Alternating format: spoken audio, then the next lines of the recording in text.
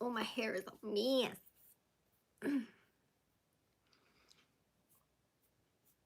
Should I do my makeup? I don't know. It's so freaking cold here. There's already snow. Like, what the heck? Where's everybody else from? Is it cold where you're at? I'm curious because I'm over it already. Seriously over it. I need to plan my vacation that I was supposed to take last year, but then, you know, the shenanigans happened in the world. And I need to plan it before the year is over, but I probably won't be able to go till like January or February. Meh. Hi, darling. How are you? How is life? My phone was freaking shut off for a few days because I couldn't pay the bill. But now it's back on. Yay! So exciting. I hope everyone's doing well. I might do makeup because I have to film a video. I have so much editing to do. I finally got my vlog footage off of my phone. I had to like re-upload or download everything and like put it on my cloud or something. I don't know. I've never had that happen. So I'm excited about that. But I have to film stuff. So I might do my makeup. I don't know yet. If I do my makeup, it's going to be very, very simple. Like I have super shock shadows and like these because that's how simple I want to do it. Hi, Kai Candy.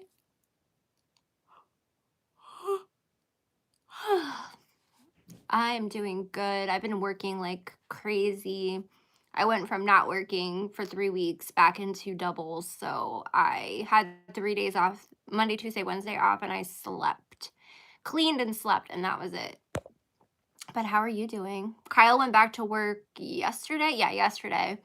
And he worked just like a few hours because he still can't do a full day.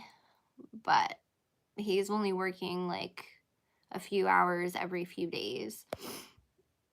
Kids are good. I have to get up early and do Halloween makeup tomorrow. Hi, Trisha. How are you? You sent me messages? Did you send me messages on Instagram? I'll have to check them. My DMs are insane right now, but I'll check them. We're doing good. I need to drink some more coffee. One of my amazing jelly beans, Shelly, she sent me these coasters that she made. She knitted them. Aren't they cute? I got them in the mail today in my P.O. box. And then she wrote me a really beautiful card. It was like, melted my heart. I needed it. My heart is full.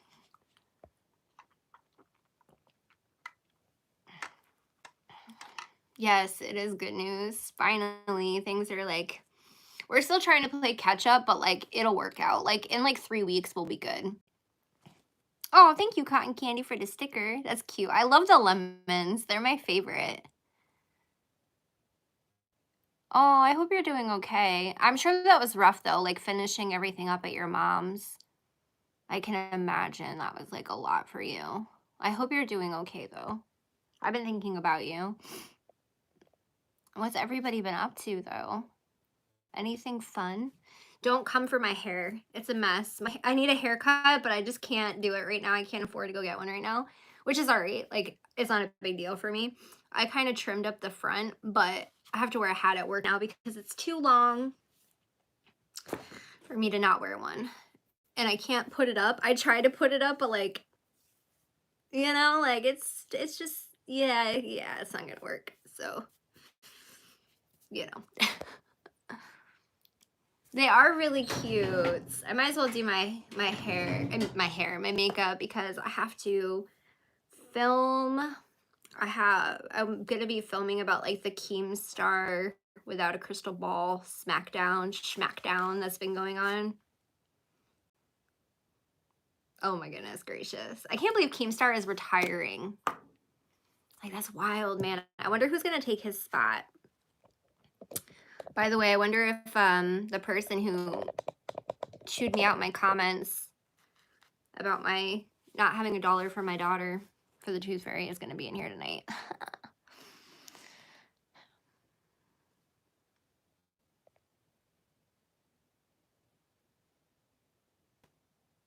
There you go. We did that last year, Trisha, because they didn't have any trick-or-treating.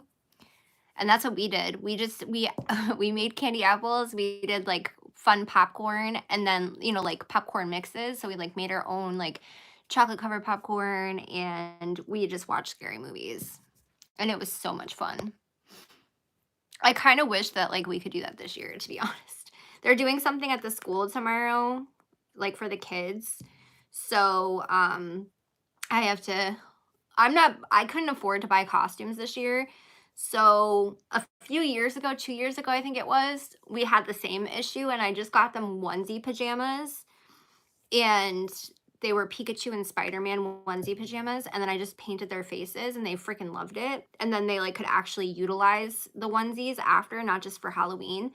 And I got them some new onesies because they were on sale in the summer. So I got Pikachu and Baby Yoda, and I asked them if they would be okay with doing that again this year, and they were so excited. They were like, "Will you paint our face?" I'm like, "Yeah, of course." So, hey, it works out. I'm okay with it. They're okay with it. I like didn't try to make it like, a bad thing. I just hyped them up for it, so they're excited. And my son still has his Spider-Man one, so he could have done Spider-Man. He's like Spider-Man pretty much every year, so he's gonna be Baby Yoda this year.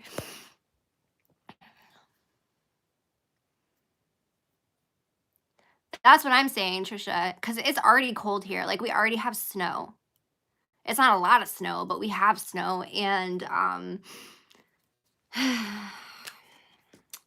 well, we physically don't have snow, but like on like where it's higher elevation, which isn't far from here, there's already snow, and we already have frost and everything. It's cold. Like I'm already wearing a winter jacket, so and so are the kids. I had to pull their winter jackets out last week to go to school. Um, and they have to wear a mask, which is fine. I'm fine with that. So I mean, it works out. They loved it 2 years ago when we did it. They're happy about it this year. And like you said, it's better quality instead of like a thin costume. And then like every year for Halloween, they have to wear a jacket of some sort because it either rains or it's snowing or it's just cold. So just I don't know. It just makes more sense for us anyways as well. Oh, come here. Come here.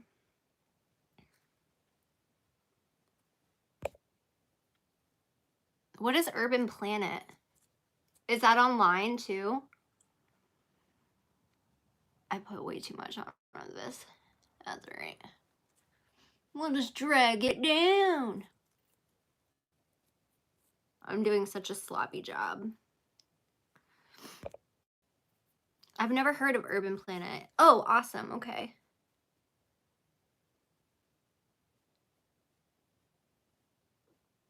Yeah, I've never heard of that before.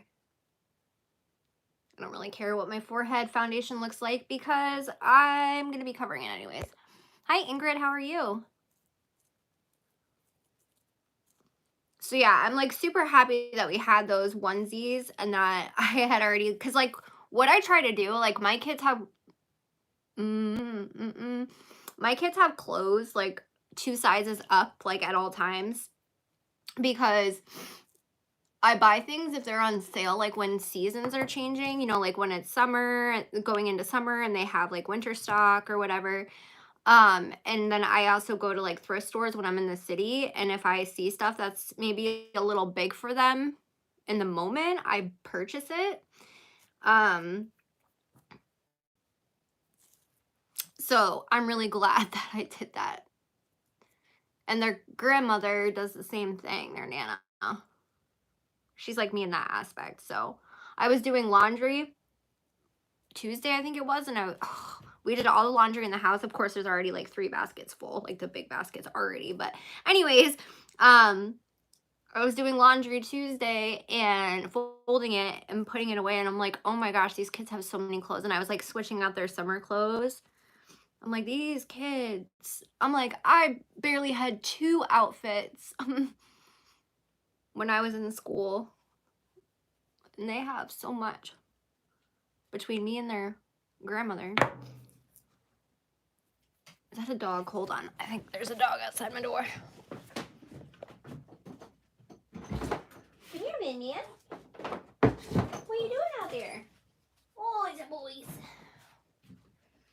And then I got my nice down comforter out and everything. It's so cold. I'm over it already. Awesome. How's Ingrid doing though? How have you been? I haven't been live in forever. I was literally getting emails from people like, are you okay? It's been like a week. You haven't been live. I'm like, yeah, I'm sorry. My phone was shut off. Couldn't use my Wi-Fi. I did grab, okay. If I could have, I would have. Y'all would not have wanted me to try to go live with my Wi-Fi. I'm telling you, it lags so bad, even when nobody else is on it. You're tired? I feel that. So not last night, but the night before last, I stayed up all night because for some reason, Sunday, I stayed up till like 4 o'clock in the morning. I could not go to sleep. And then I fell asleep, woke up to get the kids ready for school, and then fell back asleep because Kyle wanted to lay back down and wanted me to snuggle with him. And then I slept until like the kids came home from school. I was so exhausted from going back into a full full double, like doing doubles every single day after not working for, 3 weeks. And then Monday, I stayed up again until like 3, 4 o'clock in the morning, got up with the kids, fell asleep, slept until they came home from school. So I made myself stay up all night, Tuesday night into Wednesday. And then I just deep cleaned my entire house. And I have a huge house. So I spent all morning deep cleaning my house. And then it was like 1 o'clock and I was like, oh my God, I need to go to sleep. So I passed out and then I was like, oh, I'm gonna only sleep for like a few hours and then I'll do some editing. And then I got up, my editing thing wasn't working for me to do my vlog again. I figured it out though. And then I was grouchy as hell. So I was like, I'm gonna go lay back down. And then I slept and got up with the kids this morning. But I was so productive this morning. I got up, I did my reading for myself. I did some journaling, I did some editing. I was so proud of myself before work. I was like, why can't I be like this every single day? Why can't I just be a normal human being that like has a good sleep schedule and like doesn't get manic and depressive and like doesn't have freaking lupus flare-ups and all this jazz and the weather doesn't help? Listen to me, bitch, right now. But it sucks. Like if any of y'all have like any mental health issues that mess with your sleep or insomnia or like any type of thing like that, you understand what I'm saying. It's like you just want to be able to function like a normal human being because I'm so productive when I get up early in the morning and like I have so much more energy than when I sleep in late or I stay up all night and then I, sleep late.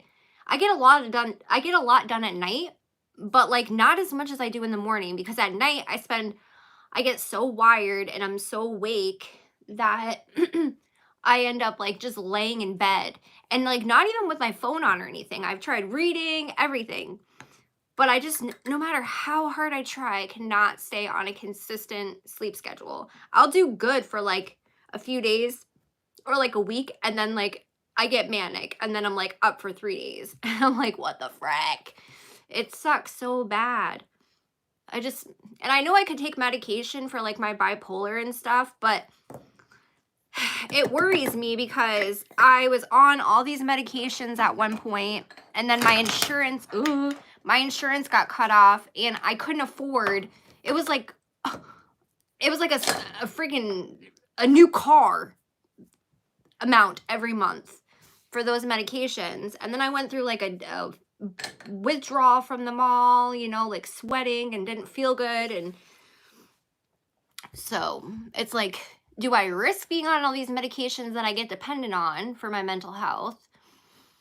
And actually am productive and might be stabilized. But the other thing too with those medications is that a lot of them make me manic. So because it's been so long that I've been on them, they would have to start me because of my insurance and because of how the mental health system is. You have to start from square one. So I would have to start all those medications all over again that I've already tried that I know don't work. So do I risk that and then possibly be able to function like a normal human being? I mean, I still go to work and everything, but like, because I don't sleep, it sends me into a lupus or a fibro or arthritis flare up because I didn't sleep, so my body hurts. It's just like a never ending cycle. But almost every bipolar medication I've taken, it does not work for me. It makes me so manic, so manic.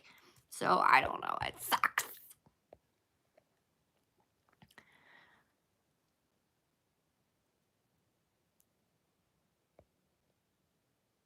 That's me, Trisha. I don't understand. And I've had sleeping problems since, like, when I was a kid, a teenager, I was on trazodone for sleeping, and then they bumped it to Ambien, and I took Klonopin for my anxiety, and I still could not sleep.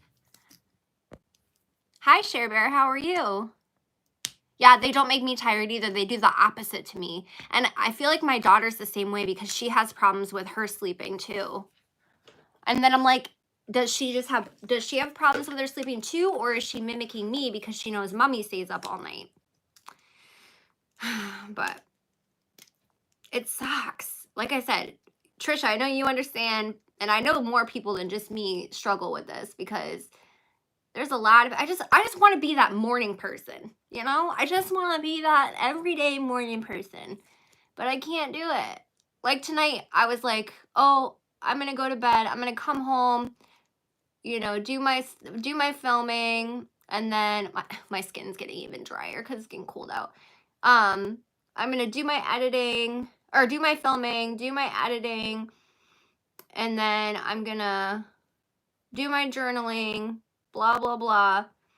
And then I was like working on it. And then I was like, no, I want to go live because I'm not even tired. And I think the other thing too is that I work nights.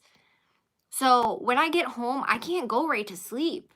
And because I work doubles and I have kids, by the time I'm wound down from work, it's already like 2 o'clock in the morning. And then I get back up at 6 with them.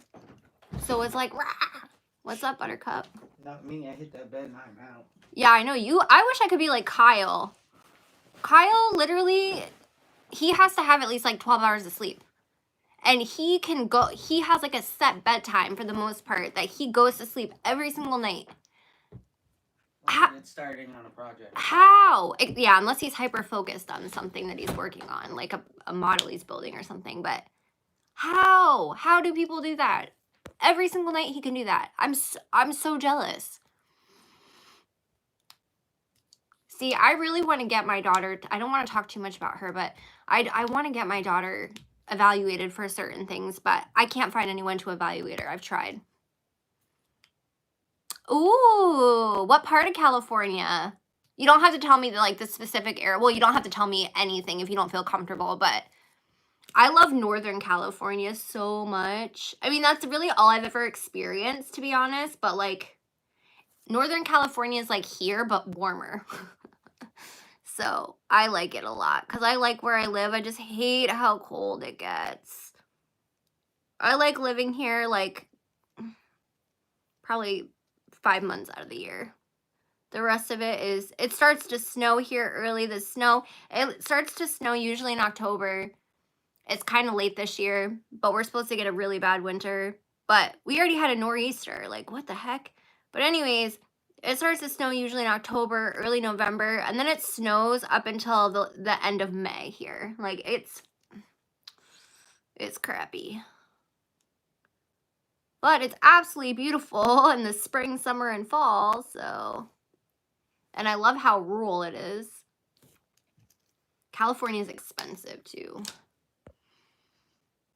Ooh, you're going to LA? Awesome. I hope you enjoy the warmth. Because I'm jealous. I'm jealous. I need to plan my vacation still. I haven't yet. But I've wanted to go to LA so bad. Like, my brother and I wanted to go together. a part of me is scared to go to LA, to be honest with you, because it's been so long since I've been around that much going on. And like, even when I go to the city in New Hampshire, it's not even like, it's a city, but it's not like what I consider a city, if that makes sense. But it's been like 10 years since I've been to like a city. So I don't even know. Like, I don't think I've ever been to one sober either, which is kind of weird to think about. But yeah, my brother and I really want to go. So that's exciting. I hope you have a good trip. I want to know how it is when you get back, how it was and everything. I don't experience mania, but I feel. Yeah, I kind of wish that I could be like that. Like, I wish that I worked days sometimes, but I also remember when I did work days at jobs, I had a very hard time getting up that early every single day, but it's different now because my kids weren't in school at the time. So like I didn't have to be up, and my son, he wakes up super early, but so does Kyle. So like I kind of could get away with that, whereas Madeline, she's a late sleeper unless she has school. So like I was able to sleep in more. To be honest, third shift was my favorite because I was up all night and then I would stay up and then I would go to sleep around like 3 p.m. and then get back up at like 10 p.m. or like 9 p.m. That was my favorite schedule. But I feel like now I would do a lot better with a morning job than I did before. I had to work a morning shift my first day back to work. And I freaking loved it. I still had my whole day. I was like, this is amazing.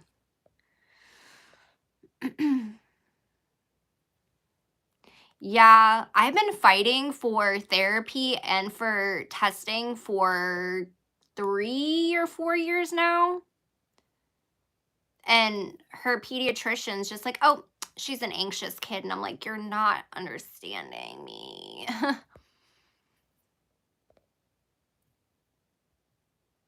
That's awesome. Yeah, like a nervous, excited. Oh, that's awesome, Share Bear.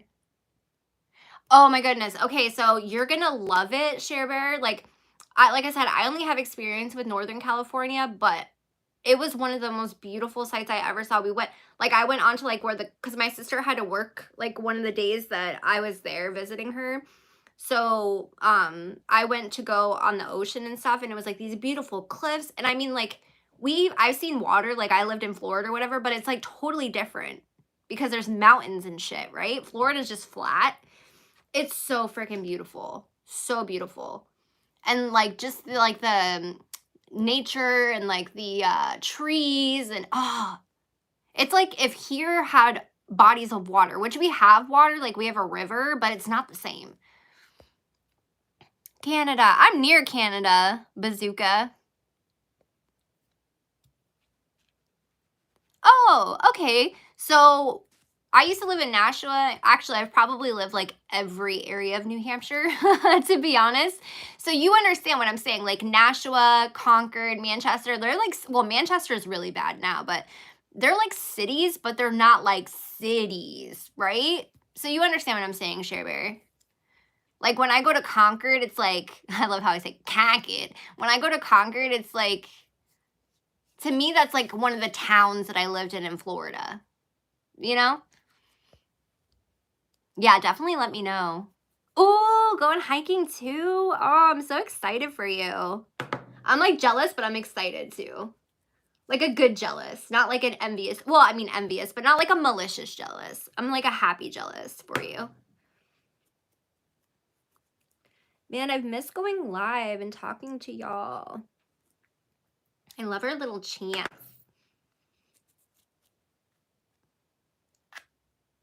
I don't know if I told y'all this, but I got my mom's cat now. His name is Meathead. I gotta take him to the vet. I can't take him for like another probably 2 weeks, but he's got some sinus issues, but I've got him now. He's an old man, but he's doing a lot better. Yeah, exactly. Oh, he lives in Nashua? He lives in Nashua now? Yeah, I used to work at the Planet Fitness in Nashua.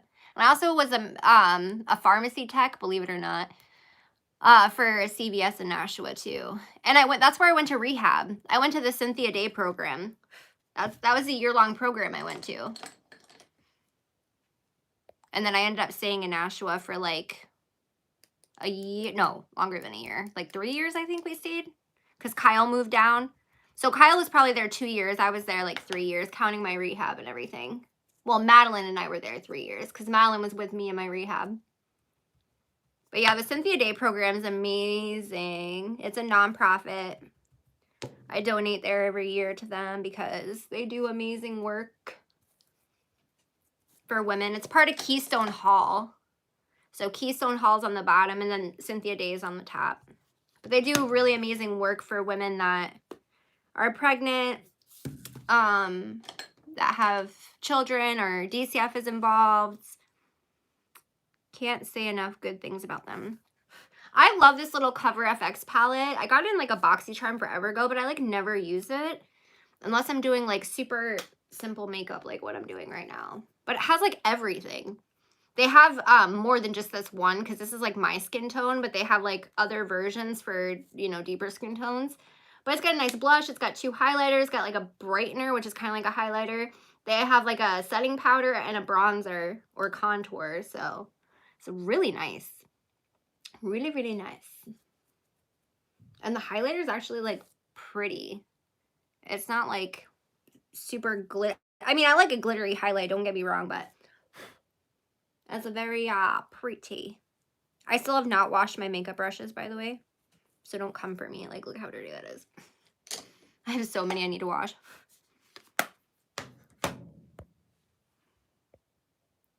Sounds like same climate starts snowing in October. Yes. I'm so close to Canada, it's ridiculous. Like, absolutely ridiculous.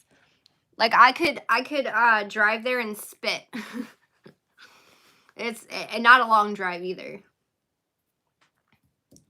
That's a lot of our tourists, actually. It's like people from like Connecticut, New Jersey, Massachusetts, Canada. Poutine. I actually had one today. I eat a poutine or poutine like every day at work. Yeah, it's definitely a different experience in New Hampshire. It's definitely different. Not like a bad different. It's just different. Do you get SAD in the winter? SAD or seasonal depression? Is that what's SAD? I'm confused. Watch, you're gonna tell me. You're gonna tell me and I'll be like, oh, I feel dumb now.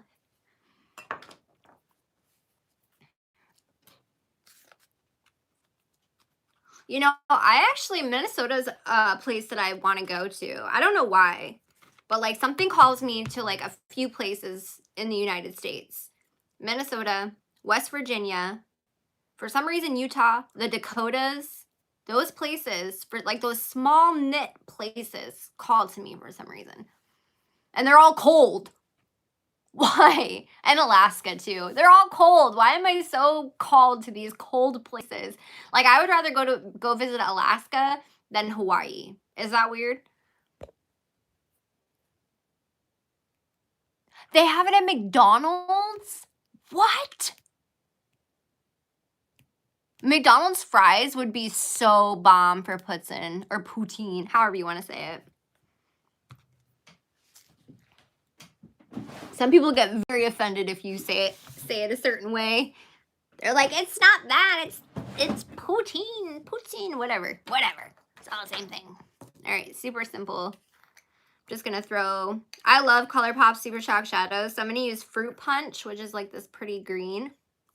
And then I'm also gonna use Ice Dream, which is like this white with like this pink in it. It's so pretty. And this is Fruit Punch.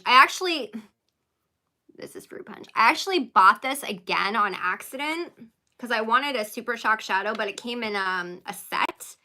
So one of these is actually going to be in my 5K giveaway because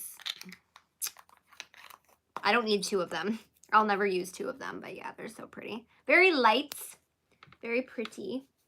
I was actually kind of hoping that this one, Fruit Punch, would have, which I don't know why. ColourPop always names their shit like weird for what the color is, but I was kind of hoping that the base on this would be more chartreuse than what it is, but it's still very pretty. Very, very pretty. But yeah, McDonald's fries would be so freaking good with that poutine. Poutine. However you want to freaking say it.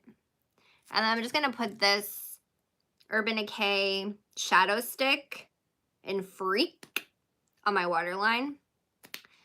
I like this one from the Shadow Sticks of the Urban Decay ones.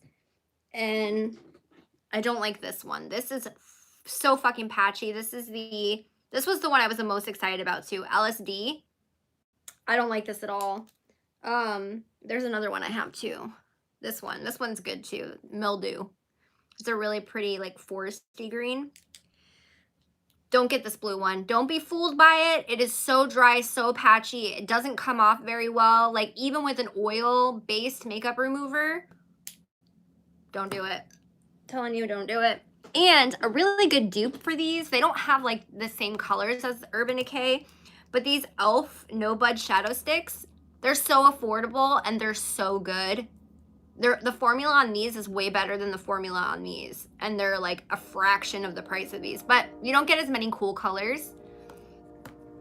So, but I will use these like on my waterline, I guess now. I'm really mad because usually I only buy one and then I test it out, and then if I like something, I'll buy more. But I was being impulsive because I was at Ulta and I actually got to see everything. I should have swatched stuff, but we weren't allowed because of, you know, how the world is now. So I bought 3 of them and I regret it because they're expensive. They're like over $20. That's a lot for a stick that doesn't even work very well. So I'm mad at myself for that. Okay, train, hurry up and go by. You're so loud. Can y'all hear the train? It's so loud. That's the worst when I'm filming and it just goes by and I'm like, oh. And for some reason when I'm filming, it always takes forever to hurry up and go by.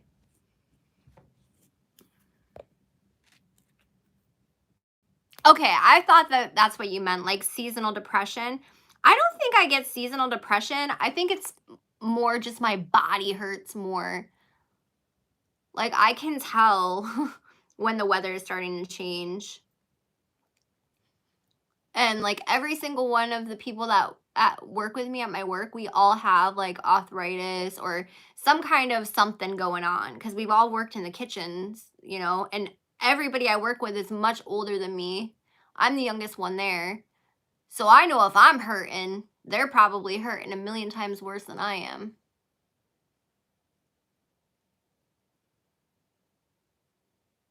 I had the worst rash. I had a lupus flare-up last week, I think it was. And I had the worst rash all over my chest. That sucked. Should I put that higher? Nah, that's good.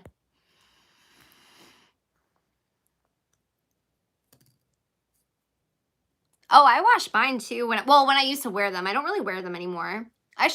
You like fake lashes, Trisha?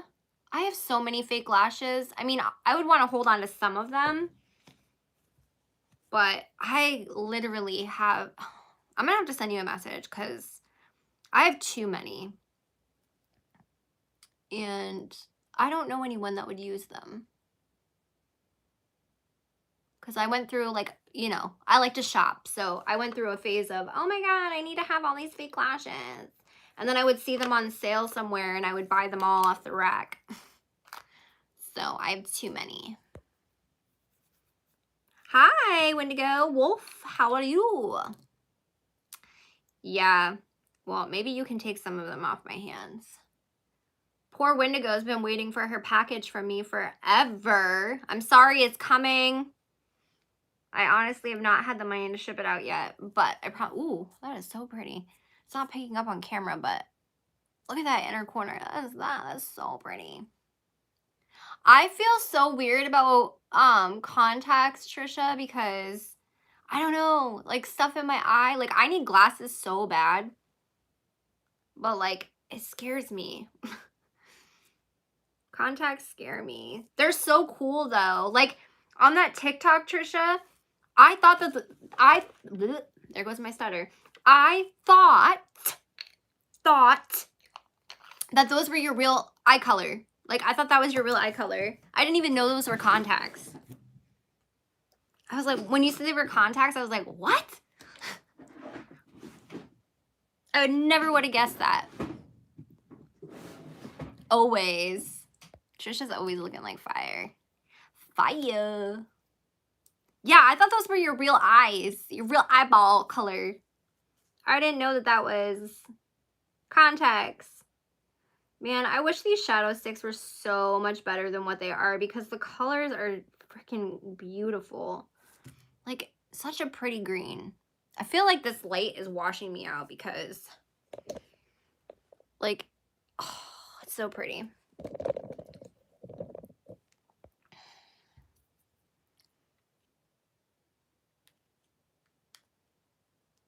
Yeah, I feel like I would like lash extensions, but okay, so I stopped wearing false lashes because I have very long eyelashes to begin with. So I was ripping out my already beautiful long eyelashes that I have. Like, I'm blessed. I don't need to. Like, if I curl my lashes and put mascara on, they don't look like fake lashes because obviously fake lashes have like, unless it's like a natural lash, but fake lashes obviously have like a certain look to them. But I was ripping out my own eyelashes and I would get lash extensions, but a few things. One, I don't trust anyone in my perimeter, in my area to do them because no, I've seen what their work and also like, no. And two, because again, I'm scared of them ripping out my lashes. So I haven't tried the magnetic ones. My one of my older sisters, she loves them, but I did get sent. Where is it? I did get sent this shit from Lily Lashes. It's a, which I suck at winged mascara because I have hooded eyes and I don't have the right eye shape for winged mascara or winged eyeliner. Oh my gosh. Winged eyeliner unless I like put tape down and like I'm so shaky. But anyways, they sent me like a shit ton. Lily Lashes sent me a shit ton of lashes and they sent me the Power Liner Adhesive Eyeliner.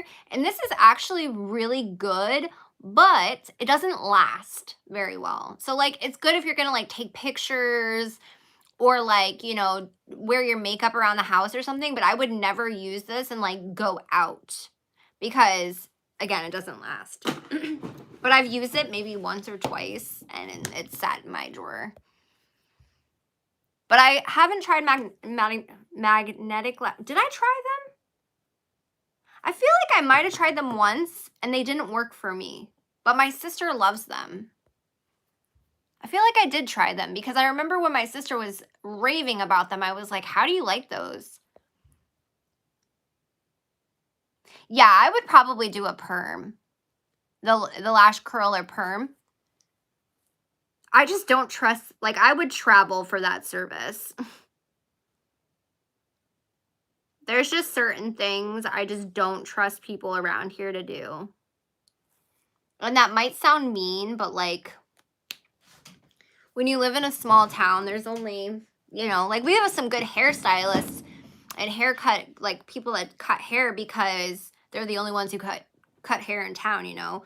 And they've been doing it for years and years and years. But I wouldn't go to like I wouldn't go around here for like a color, like my hair colored.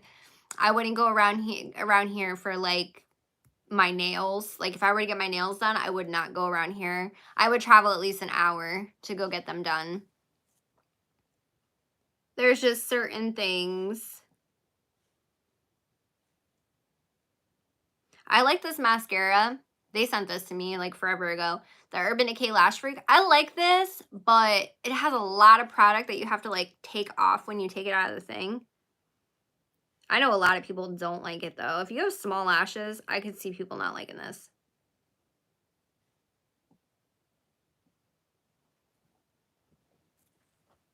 And I already got mascara on my face. Story of my life.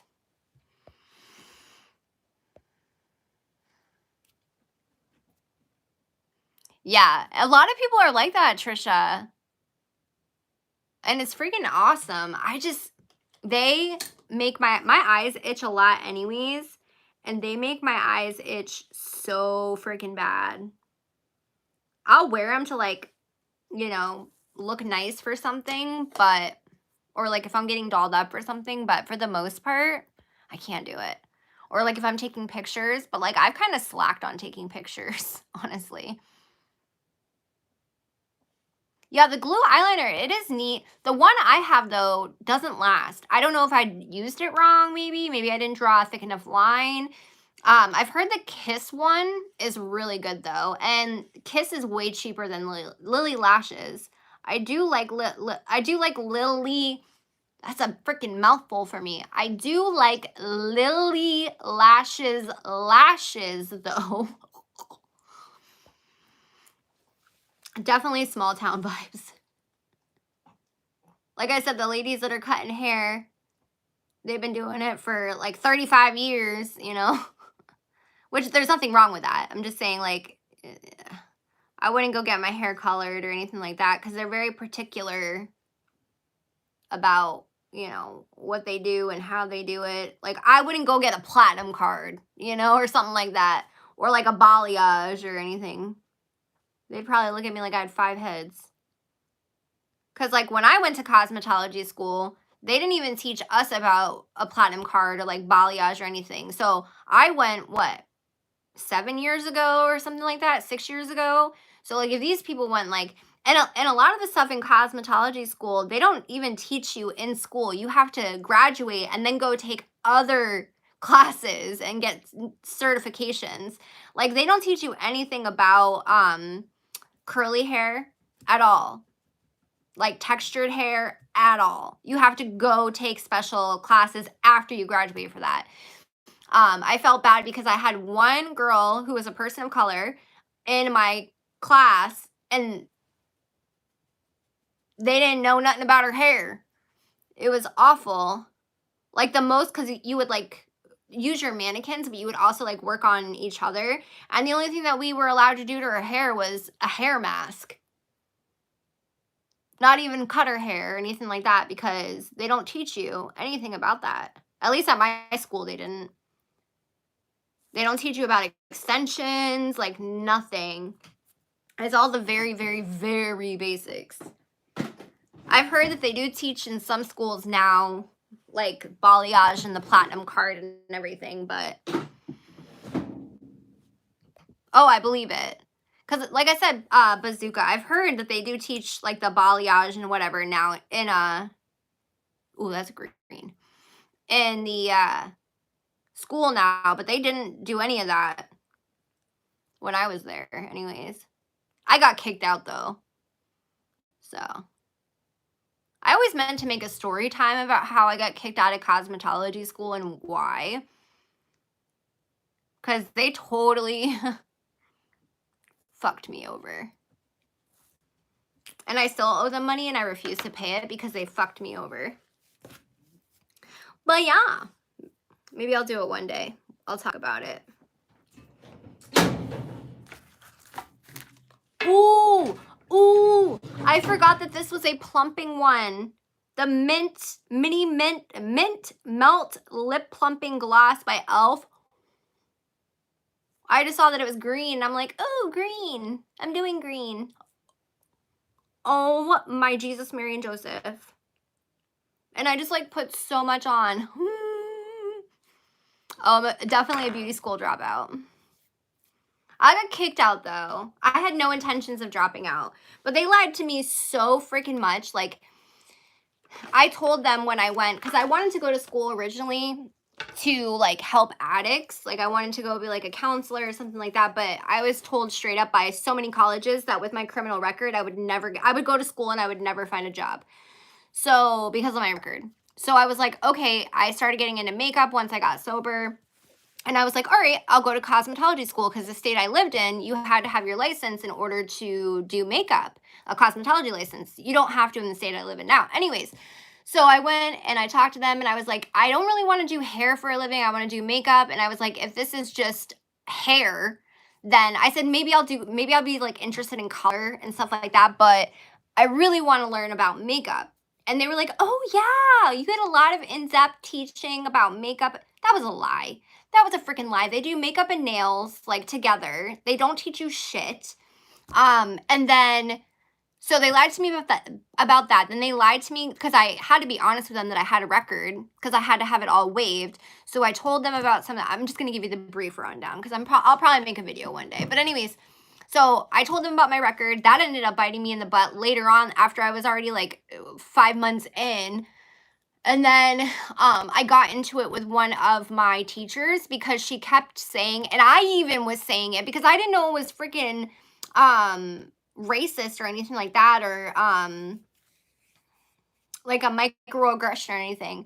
But she would say the term ethnic hair, and like they would just make a lot of comments about like curly hair and about girls that have like 4C hair, and they would like turn away anyone who is black that had really coarse hair.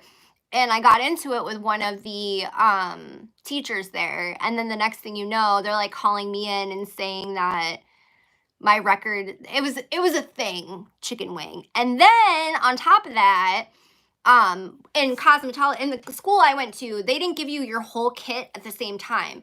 They gave you pieces of your kit for each step that you went to. So like when you first got there, you got so many mannequins, you got your clippers, you got your shears, you got, your scissors, you got your combs and all that jazz, right? And then when you moved on to color, you got, your mixing bowls and your, whatever, right? And then when you moved on to nails and makeup, you got this and this, right?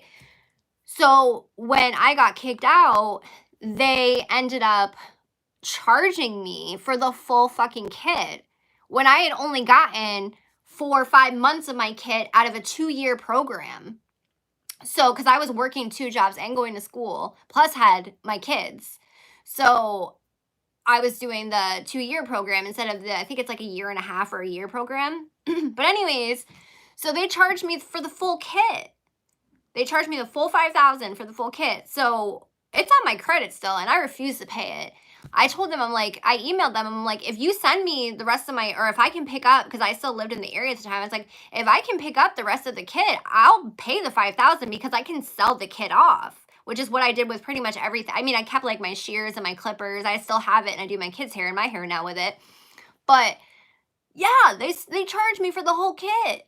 So I ended up freaking owing them $5,000 for the kit. My financial aid, because I had financial aid for cosmetology school, they made me pay the school, which I did pay them. It wasn't like whatever. I think they took my taxes one year or some shit, but like it was a bad experience all the way around. And like out of the whole group of girls that I was in class with, like that I started with in class, there was only 2 girls out of like 25 of us that actually graduated with that teacher, because that teacher was horrendous. Freaking horrendous. When I tell you, racist, nasty. She would make the most awful comments to me and other girls. Like, it was really disgusting. Yeah, it probably does depend on what school you go to. I just know the school I went to was absolutely horrendous. And I'm mad because there was 2 different schools I was looking at, and I went with the more like well-known one, like the one that's advertised the most and stuff like that, instead of going to like the smaller one. And I really wish that I had gone to the small. You know what? I probably shouldn't have done any of them, to be honest, because I didn't want to do hair. I knew that. I didn't want to do hair. I wanted to do makeup. But obviously it wasn't meant to be. So, because I have really bad hands, and my hands are even worse now, but they were bad back then. And I knew that I could not cut hair. Like even me, doing my testing and stuff on my mannequins and doing people that came in, because, like cosmetology school, you have people come in and they pay like a very small amount for like a haircut or color or nails or whatever. My hands would hurt so friggin' bad just from class. So I knew, I was like, I just have to get through this, and then I'll get on to makeup. And then I found out it was makeup and nails, and I'm like squeezed in like a 6-week course, and I'm like, this is not what I signed up for. I was lied to, and I didn't know any better. Like, I got my GED when I was 16. No one educated me on any of it. I just looked up, how can I become a licensed makeup artist? And there was no makeup school. I had to have a cosmetology license in order to do that. So I was like, okay, I'll go to cosmetology school. I had no idea what I was doing. And they lied to me so bad. But I know some people who have gone to the same school I went to and they had an amazing experience. But not with the teacher I had, though.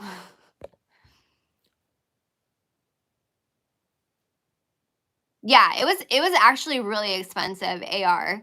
For what it is, it's very, very expensive. I'm kind of mad at myself that I didn't like actually go to school for something else. Like, I mean, cosmetology school is still school, like a trade school is still school. And I feel like high schools should promote trade schools more, but they don't because then the school doesn't get as many like whatevers, the high schools. But like, no one ever educated me about colleges or anything like that. Like, I did all of it on my own and figured it out all on my own just by doing research. And then when you're lied to, it's kind of like, wah, wah, wah. But I kind of wish I had gone to like marketing school or something because I suck at marketing, myself at least. So I wish I had done that, but I don't have time for school now. I would love to do it now, but it's like student loan debt scares me. Like, my brother went to school, to college, and he finished, and he has so much student loan debt, and he had a period of time where he couldn't even find a job because he had no experience in the field. He has a job now, but like, that's what scares me. And it's like, well, at least with marketing, like, I could always do something online, but like, still, like, I kind of want to have a backup because I know that I can't do the job that I'm doing now forever. Like, I know that I can't be 50 being a chef or a cook or whatever. Like, I know I can't because I already have a hard time. I'm already starting to have a hard time. I don't admit that at work, but I already am. Like, my body just cannot do it anymore like it used to. Like, my knife skills are getting worse. I'm slower than I used to be. Like, with my on the line, I'm a-okay. I'm still really fast and good to go, but like, just my hands, man, and bending over, like, my neck hurts all the time. Like, I can't even bend my neck very far. That's as far as I can bend my neck over. It's not good. I'll stop the pity party now. Sorry, guys.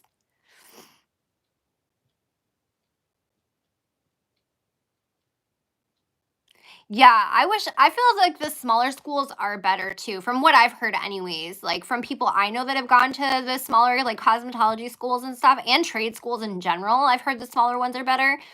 I didn't go to either one of the ones you mentioned. I don't think I should mention which one I went to, but yeah.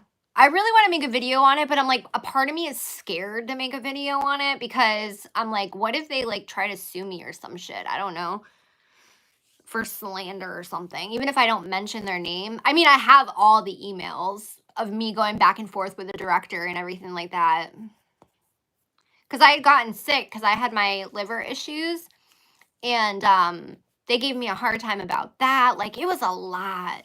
It was a lot, man. Speaking of liver issues, since having the C thing, Kyle's liver enzymes are super high. He went to his doctor Monday and they're still really high. So I wonder if that has something to do with, because he never had that issue before. What are you going to school for, Trisha? If you don't want to share, you don't have to. I feel like you told me before, but I can't remember.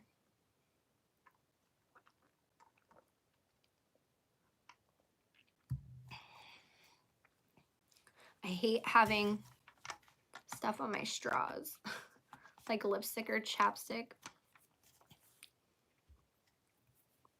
Like, a part of me wants to do it, but like, I don't know how I could do it. Like, I've thought about it. I've thought about going, because Vermont has a college that's kind of close. I mean, it's far, but it's not like super far. It's like an hour. And they do like holistic healing. Like, they have you can get your degree in that or your associates in that. And you can like double major, so you could do like marketing or business or whatever, and then also do that as well. Like, I've looked into it. I've thought about it many times, but I'm like, that's a commitment. And like, I wouldn't want to start it unless I knew, absolutely knew that I would be able to do it.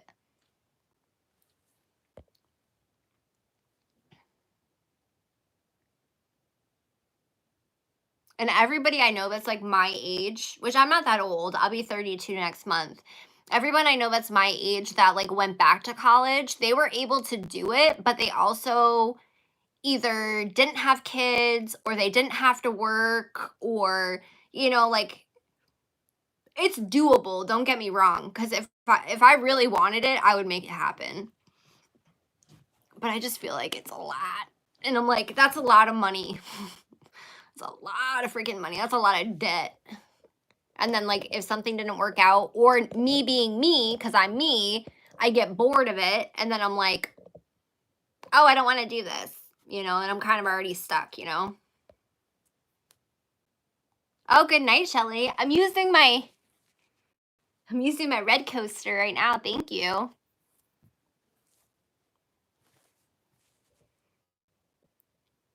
It was like the best little gift, Shelly. It made my day because I had such a bad day at work too. I went to my post office box before I went to work, but I couldn't open it until after I got out of work. So it really did. It made my day.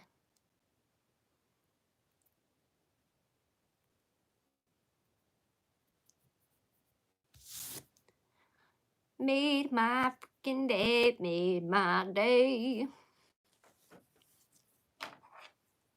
That burn didn't last too long. This isn't as bad as the Too Faced one, the lip plumping one. Yeah, that was totally my fault, Shelly, because I gave you my area code. So my zip code, my zip code, my P.O. Box zip code, it's only one number off. And I always mess it up. Like it's exactly the same numbers except for one of the numbers. So it's weird how that works. So yeah. I messed up. That was my fault. That's why I copy and paste my description box, because I would probably mess it up all the time. I did it to somebody else too. Somebody else asked me for my P.O. box. I think it was Chrissy. Yeah, it was Chrissy. She sent me an email and asked me for my P.O. box. And I sent her my zip code. And then when I got your package in today, I realized what had happened.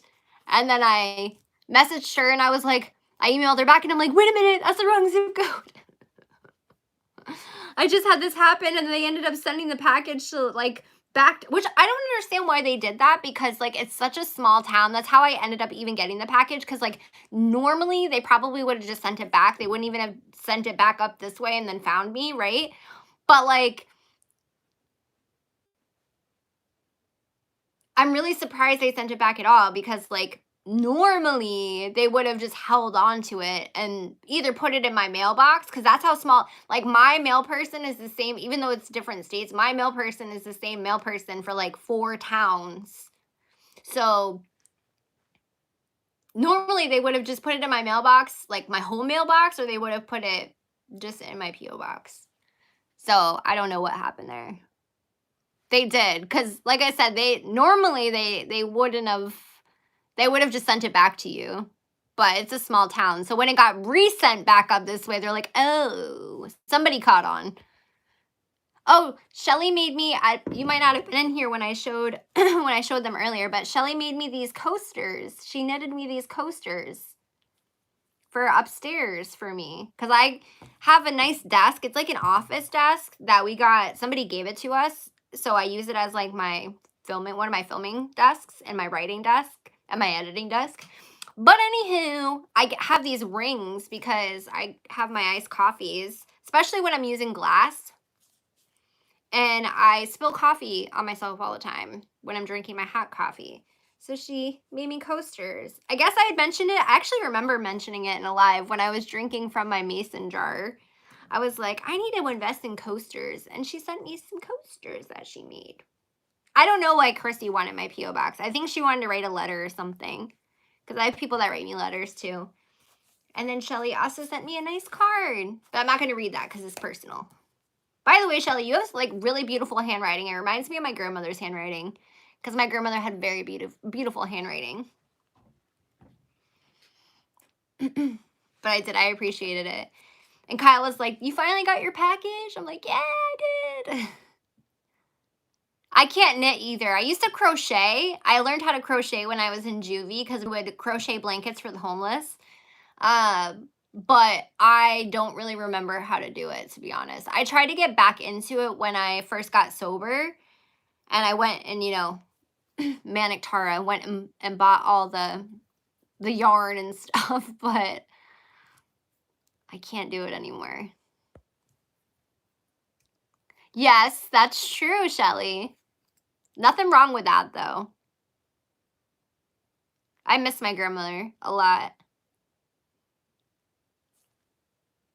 I always hate that she was not alive to see me get sober, because that's all she wanted from me was to do right and get sober.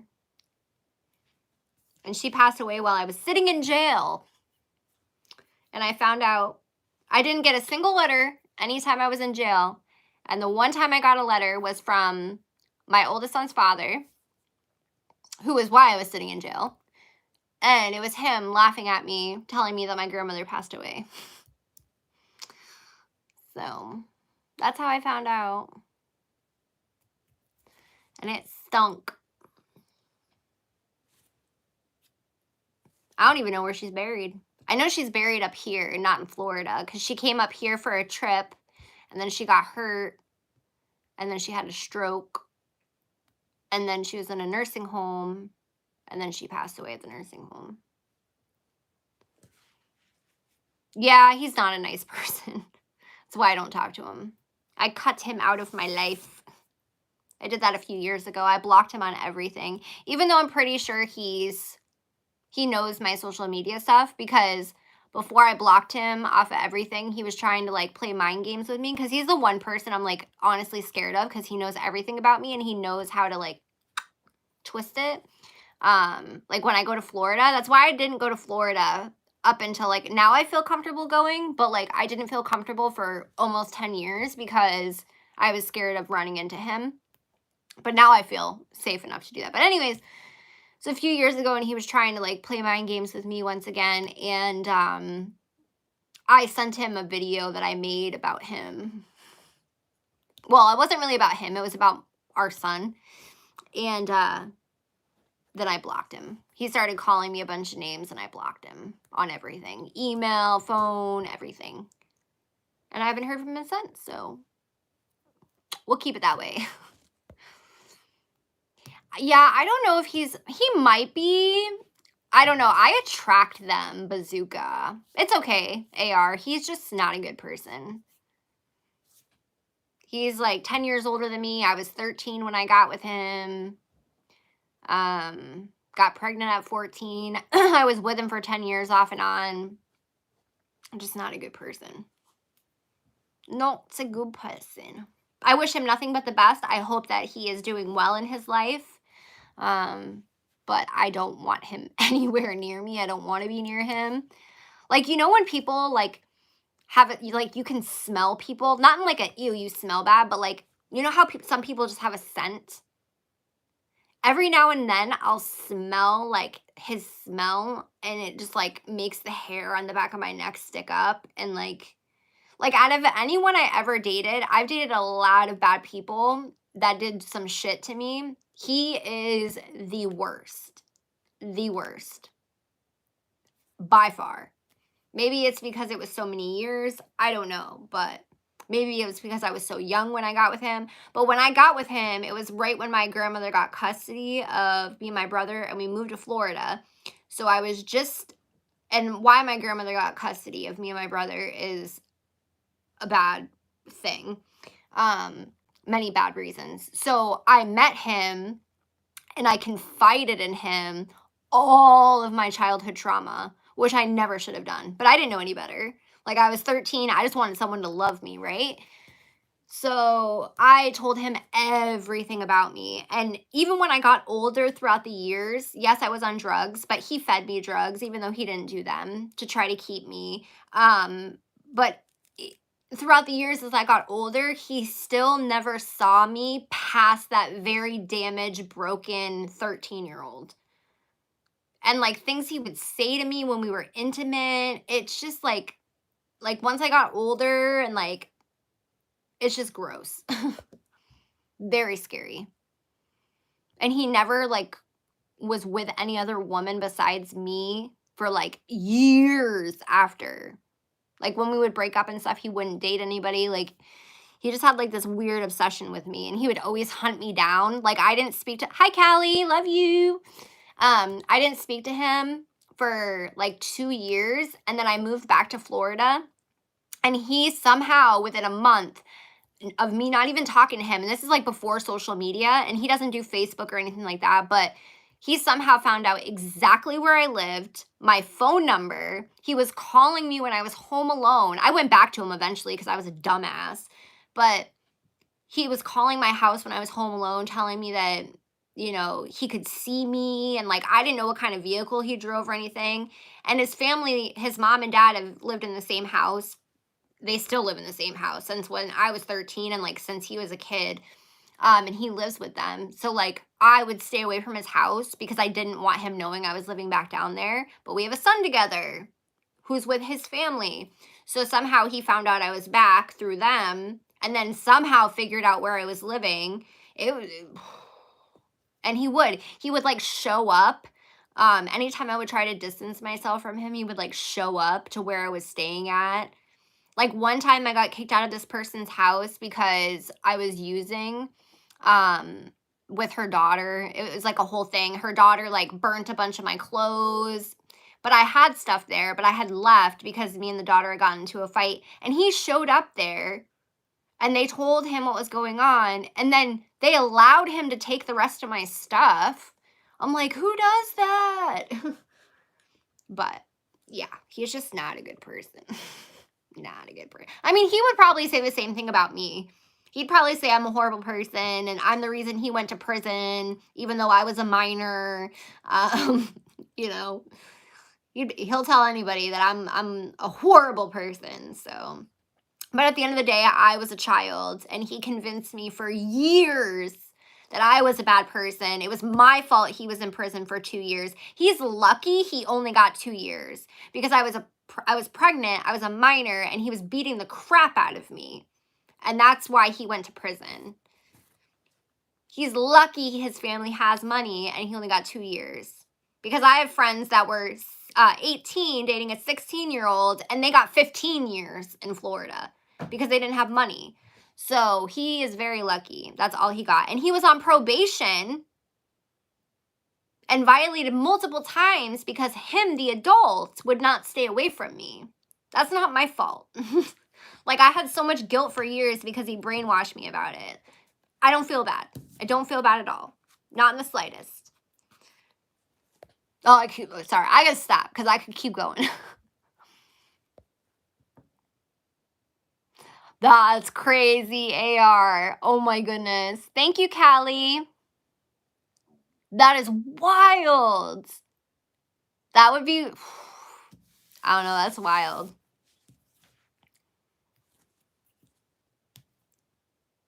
That would be such a trip for me. I'm not, honestly, like most of my exes, I'm like on good terms with, or they aren't here anymore because they passed away from ODs. But he's one that I will not, there's no way that I could, I would never be able to be civil with him. Good night, Shelly. Thank you again, Shelly. I mean, I would probably be able to be cordial, like if our son was there or something, like obviously I would be cordial, but like he would even brainwash our son. He would like tell our son that I was like all these nasty things and like make him scared of me and like Really, really messed up things. Yeah, I don't know if I could deal with that. Madeline's biological father is trying to come up here. I'm like, ooh, ooh, ooh. I don't know if I want to deal with that. My brother goes, because I was telling my brother about that, and my brother goes, "Why do all these men follow you?" I'm like, I don't know, man. I don't know why. All the girls I dated are amazing, like amazing. One of them, she's been in the relationship with her girlfriend that she's in now.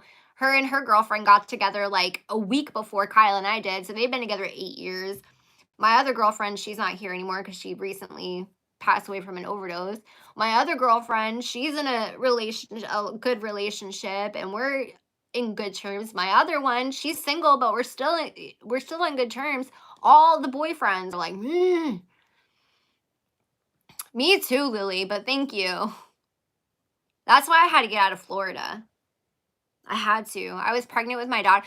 That's the other thing too. Okay, so my daughter Madeline, right? So I was with her biological father. I was dating him for like not even a year, and I got pregnant. And I was still talking to the older I always dated older guys before Kyle, but I was still talking to the guy that I started being with as a minor. But I was not doing this, okay? Um, I found out I was pregnant the day before I got on the plane to come to New Hampshire.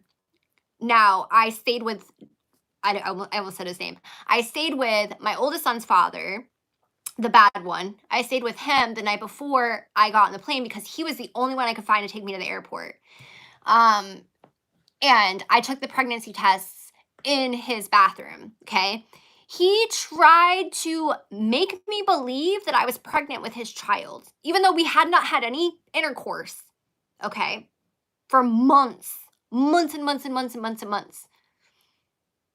He tried to literally convince me that it was not Madeline's biological father's, even though he was the only one I was sleeping with at the time, which was very rare for me because normally I was sleeping with multiple people, and I was sleeping with that guy, the bad one.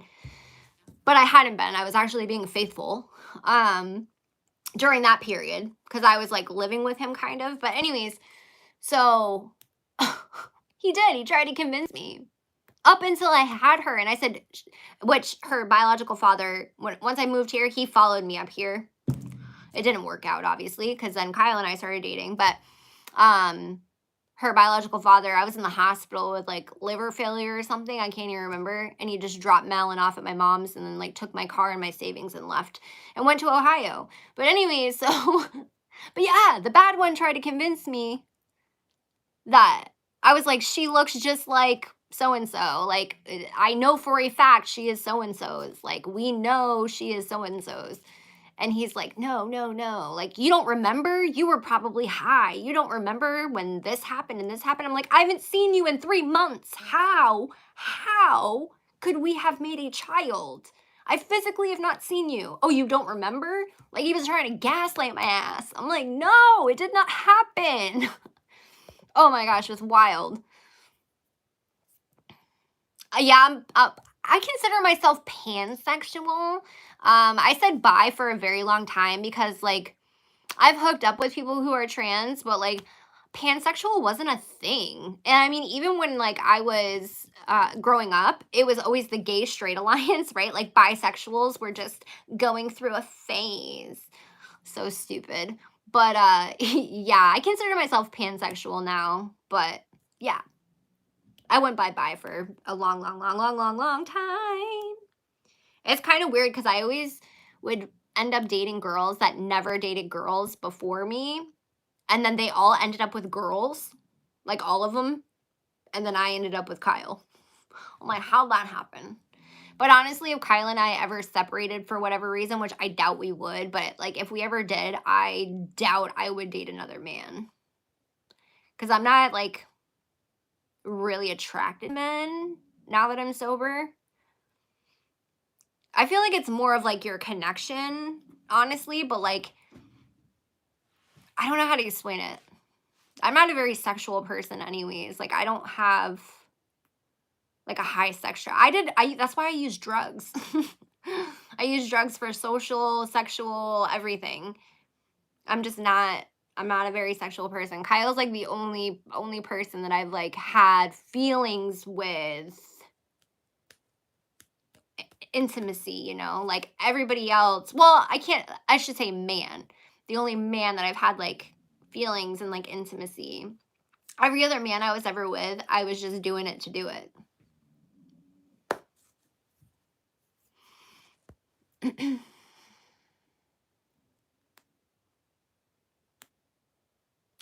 Oh, yay, awesome. I love that everyone's like so open, so cool. Yeah, I've never really like looked into what demi is, but I have had people say that I'm probably demi. I'm just not I don't know how to explain it. Like it works in Kyle and mine's relationship, but I could see a lot of people not being if it's a girl though, if it's a girl, I'm all about it though. That's why it's different. Like I don't know how to explain it. Like I could literally not have sex with a man and I'd be totally fine. Would not bother me at all. Like Kyle and I not having sex would not bother me at all. But I do enjoy it when we do because it's him. Because I love him, like I love him with every piece of me. Um but if it wasn't him, I probably would not I've got like no interest in other men. I don't find any like I haven't found another man attractive sober. Period. Period. Point blank. I've always been on something or drunk or whatever because I'm a slutty drunk. But that's how I was. Drugs, drinking. That's why I used and drank. It's because that was the only way that I could like have that side of me come out. But girls, that's a whole other category. But I truly feel like you can fall in love with anybody or like have attraction to anybody because I've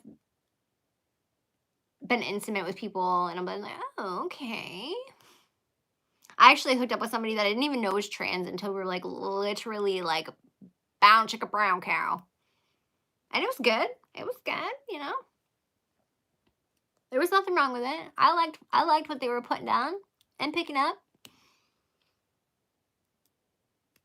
I don't know if it's also because like I'm older now, maybe, but I hear like your sex drive when you get older as a woman is supposed to get higher. I'm like, when is that gonna happen? I don't know, but I've heard from a lot of people that a lot of women, especially that were even though I identify as non-binary, I have woman parts, right? So I've heard from and woman hormones, and I've heard from a lot of women that were, in active addiction for a long time and also have a lot of like trauma in that area, like sexual trauma that when they got sober, they had like zero sex drive too. So it could have something to do with that as well. And I wouldn't say mine is zero. It's not zero, but Kyle and I are not affectionate people either. Like we have intimacy, don't get me wrong, but like we're not affectionate. Like we'll hold hands, like I hug him, good night and give him a kiss, a peck good night. We say I love you. I give him a hug and kiss before I go to work. Like I do my kids or whatever, but we're not like making out, unless we're doing the dirty. I remember having makeout set, like it's just not like that. I don't know. I like that it's not like that though. Don't get me wrong. And it works for us because he's not very affectionate either. We like our space. And I mean, we cuddle until one of us gets hot. But, and it has nothing to do with like how long we've been together either because it's always been like that. Demi is, from what I understand it, I don't know like everything about it. From what I understand about it is that you don't find a sexual attraction to somebody until you build an emotional connection. I could be wrong, but I'm pretty sure that is my understanding of what demi is.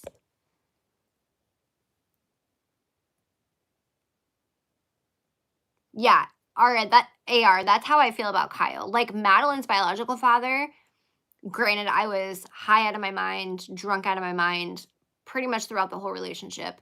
I was very physically attracted to him at the time for some reason. I always like really feminine men as well, like really feminine men. I was very physically attracted to him at the time. I don't find him physically attractive now. Maybe it's because personality wise, I see through the BS, you know? Um, and maybe because of everything he put me through throughout the years, I don't know, and the lack of being a father is a turn off as well. But that was literally the only thing that kept me with her biological father, is that I thought he was attractive.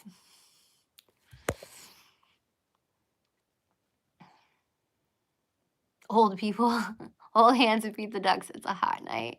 That's pretty much, that's how it is. We do date night, we watch movies, and sometimes we used to before. We would go to the movie theaters and stuff, which was nice. And like we go bowling and stuff like that. Like I said, it's not like we don't ever get intimate. It's just not like I can remember being with partners and doing it like 6 times a day. Oh my god, I would never do that now. I ain't got the time, the energy. My bones hurt.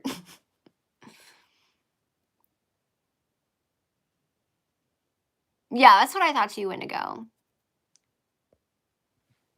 See, I like feminine men. Well, Kyle's not feminine at all though. Like he's man. Or masculine, I should say. I like feminine, well, I should say I was attracted to more feminine men and feminine women. Like I like more feminine women. Now I've been with like studs, but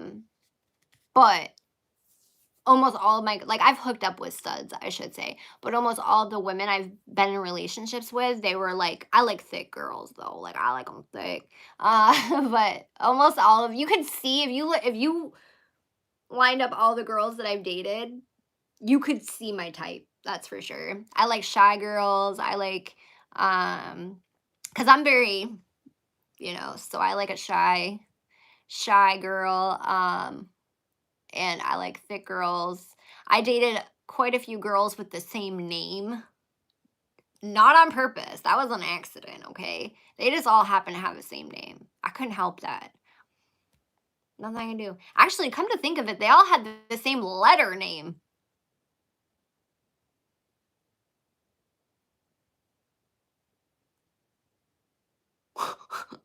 Ooh, that's weird.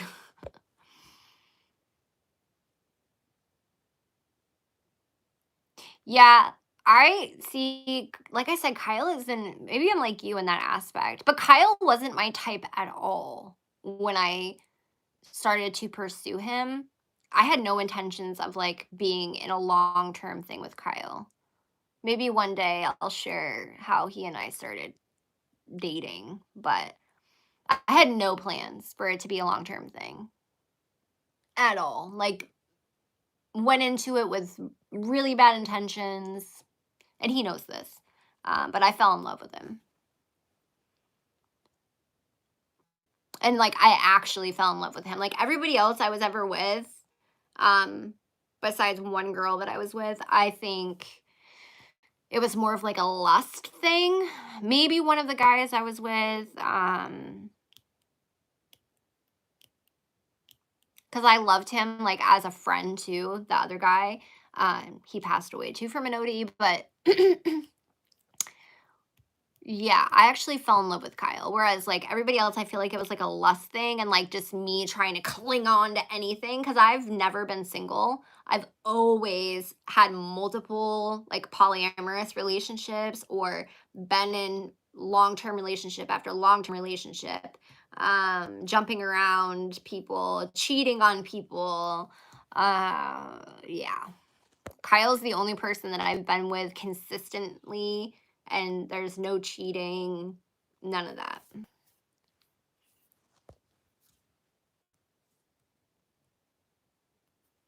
See, I like strong, independent women, but I like shy women. I don't know why. Something about it's so cute to me.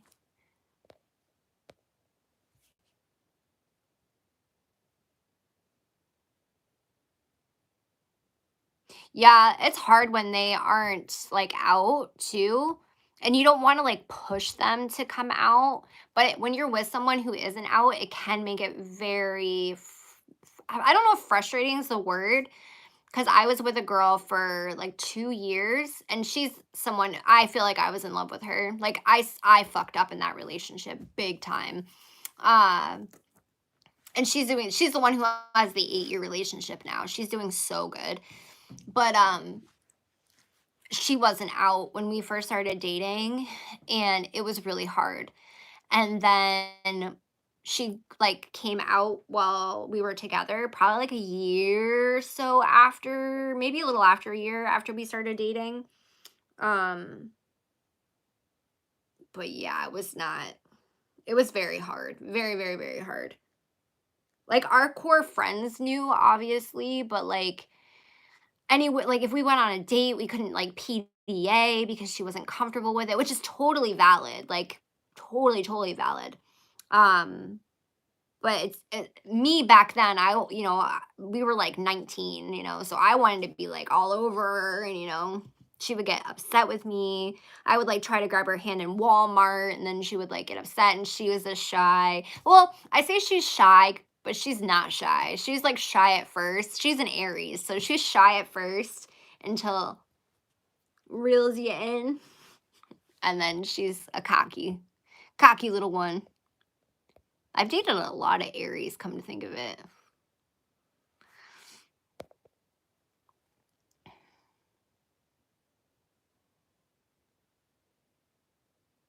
Yeah, now that I'm thinking about it, Wendigo, all the girls I've dated have the same letter for their first name, and I've dated multiple with the same name.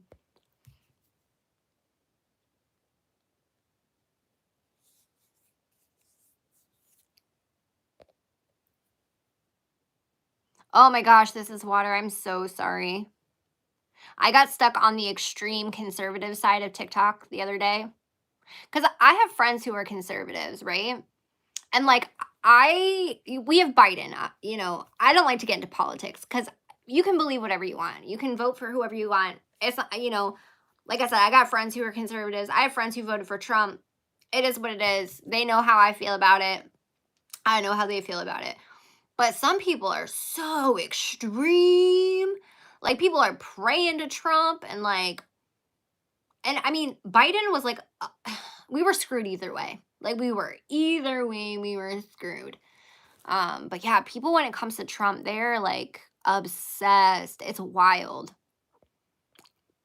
I can't even give you advice with that one because once people get in that zone, it can be intense. And it's totally fine if you wanted to, or if you did vote for Trump or whatever. But like for some people, it's an unhealthy obsession, in my opinion.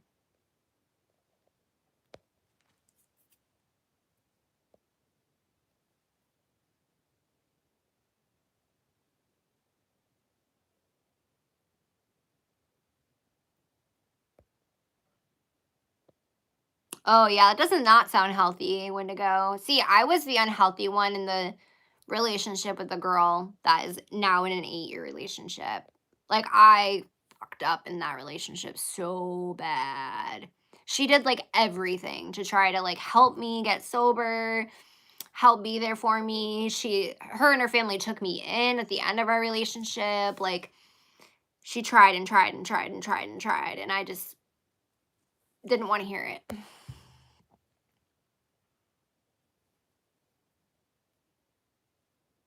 Yeah, I agree, AR.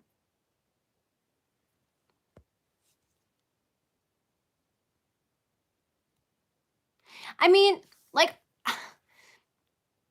my thing was, like, I was dating her and somebody else at the same time, which he's no longer here. He's the one who I say, like, I feel like I loved him too. So there were 2 people that I had, like, so much love and emotion for.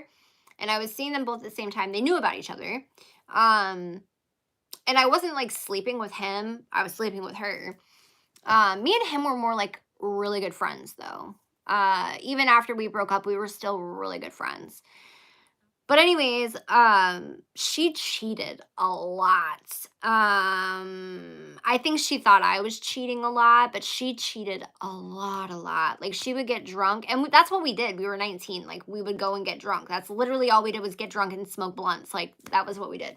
I mean, I was doing other hard shit, but our friend group, that's what we did. But yeah, she would go to parties and just get wasted and like confess to me all this stuff. And I couldn't really say anything or be mad because I was like hanging out with this guy that she didn't like because I was using with him. So, like, I guess she kind of had her toxic traits too, but like I far surpassed any toxicity that she brought into the relationship.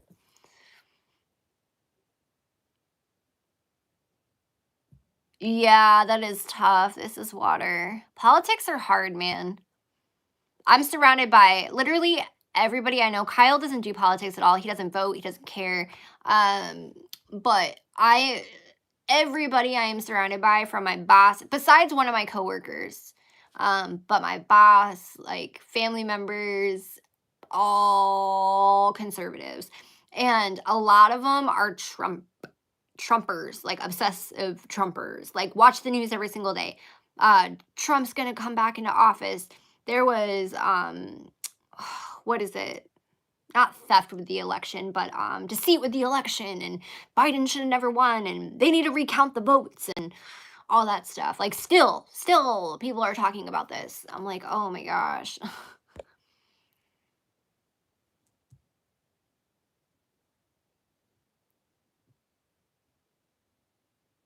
Oh yeah, I've definitely gotten better. Like she probably wouldn't talk to me if I was who I was back then, that's for sure. But I would this is water. What I would tell them, this is what I tell people that try to pull that shit with me. I just tell them, I understand and I respect that you feel that way, but can we just not talk about this? Or these are not my beliefs, and I hope you can understand that because I respect you and I understand those are your beliefs, but they're just not my beliefs. And I just think it'd be better if we agree to disagree, and it's not something that I want to talk about.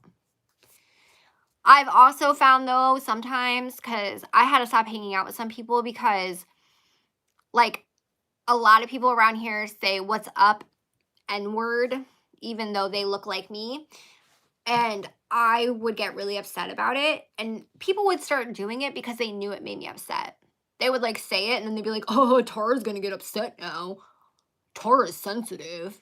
Or they like would say something else that is like a microaggression or racist. And then they would like look at me and be like, just waiting for my reaction because I am someone who speaks up. Um, when someone's being racist, or even if nobody else is around that would care, like the people don't care that I'm speaking up. I still say something because it's not right, and I want people to know that I don't think it's right, like the people that are saying this shit and why it's not right. And then I get into this long speech of why it's not okay and how it's not their word, and because everybody always says it's just a word, why do they put it in the music if it's not blah blah blah blah blah. So then I have to explain all of it, and then but they, like, get a rise out of it, like, seeing my reaction. It's really disgusting, to be honest with you. So I had to stop going around some people because of that. Oh, yeah. They thought it was hilarious. Absolutely hilarious. And I mean, when I was, like, younger, probably even up until my early 20s, when I would sing a song, I would say that word. And then I got educated by one of my really good friends who is black, and like they basically told me like why it was not okay, how it doesn't matter if it's in a song, blah blah blah blah. Blah. And so I stopped saying it in songs. But I didn't know, I just was like, oh, it's just a song. Like I thought that way too until I was educated. Uh, so I try to educate people, but some people just really don't care. They really don't care, and they just want they think it's funny that you get upset about it.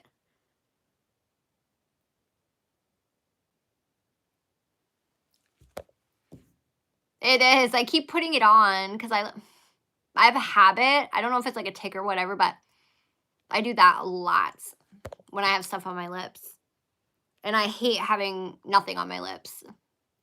But it only burns for like a few seconds. It's not too bad.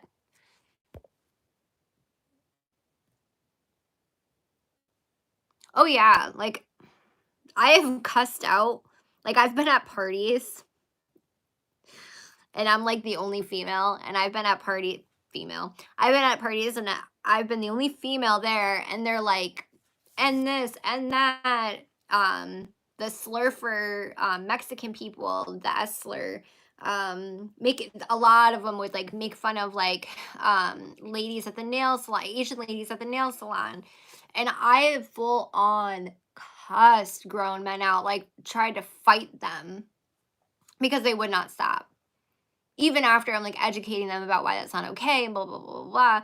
But the thing is that when you, I mean, it happened in the South too when I lived there.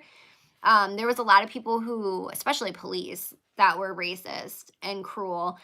But up here, a lot of the people around here have never left here ever. They've probably never seen a person of color. And if they did see a person of color, they probably thought, oh, that person's a drug dealer. Because I will tell you, if anyone comes to vacation up here and they are not my color, the police automatically assume that they are a drug dealer or they are a part of something to do with drugs. And people think that way up here. And so when you have, kids or teenagers or young adults that's all they know, it's all they've been taught, like um their family thinks this way, it's no matter how much you try to educate them. That's why when people say like, how could someone say that, like when people get canceled for like saying, slurs or whatever, it's like, how could people not know that this isn't like for tweeting stuff or posting stuff on Facebook? Some people will be like, well, how did they not know that that's not okay to say? Like the internet, it's 2021, the internet's everywhere. No, it's not. Like I know people that don't have internet at their house. And not only that, but like even if the internet is there, it doesn't mean people are going out of their way in these small towns, in these rural areas to educate themselves about those things. Yes, you may have the internet at your hands, but like they're probably playing video games, and a lot of the gaming culture is that, sadly, is saying slurs and like saying outrageous shit. And then they're looking up the corn, but with the p word, with the p in front. They're not looking up stuff to educate themselves. And I know people like that. They've never left this area. They've never, everybody they're around has this kind of thinking. Their family, like there's people in my life that are an authority figure to me. That's all I'm gonna say. That say racist shit every single day, and I have to just look like this, and they laugh and are waiting for me to laugh with them, and I'm just like, because it's not funny. It's not funny. But it's small town mindset. Not everybody that lives in a small town is like that. But a lot of people are. A lot of people are. And sometimes the ones that live in a small town who say they aren't like that, as soon as you see them in like a inner city area, it comes out that they're like that. Because they don't even realize that they're doing it. They don't realize that their behavior changes when a person of color walks by. That they don't move over when a person of color walks by. They wait for the other person to walk by, or they hide their wallet inside. Like I've literally seen someone do that with me. That was from a small area, this area. They were with me in a bigger area, and they started seeing groups of black people around, and they literally took their freaking little wallet purse thing, those small little ones. They took it and they stuffed it in their shirt because they were scared they were going to get robbed from people walking. from people walking. And it's not even a bad city. So, I mean, it's just it's that microaggression. They don't even realize it because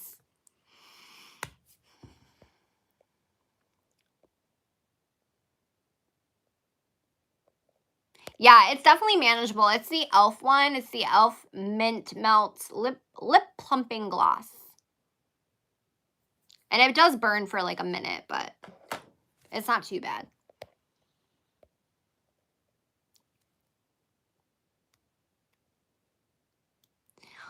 They have no shame. They don't care.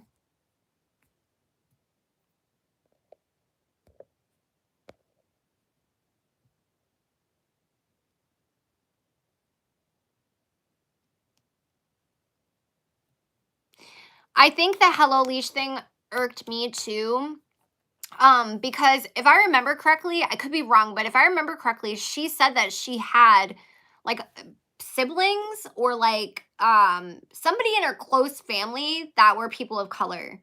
Because I remember her talking about that in one of the very few podcasts that I ever watched of hers, where she was saying like, oh, because she was talking about how she stands up for people of color, and it was because she has family members really close to her, which is that old, well, I'm not racist because I'm not saying she's racist, but I'm not racist because my, best friend is black, that, that whole stupid thing. But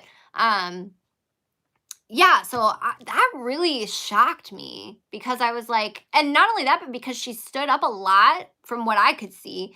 She talked a lot about, racial inequality and things of that nature. So I was really shocked. And like a lot of us are not perfect. Like I know I used to type out songs, like because I love music. I used to type out song lyrics, and I would put N and then like the little star A, which is not good. I shouldn't have done that. Okay. And I would say the word in songs. I shouldn't have done that. That's not okay, right?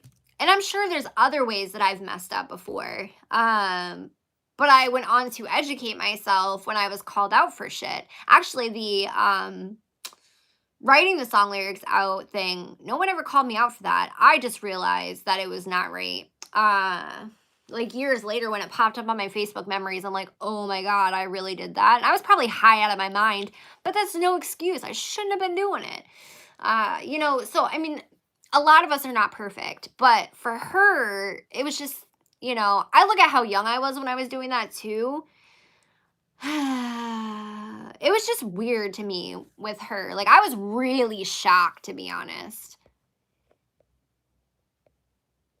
Even with everything that I know about her, I was shocked with that one.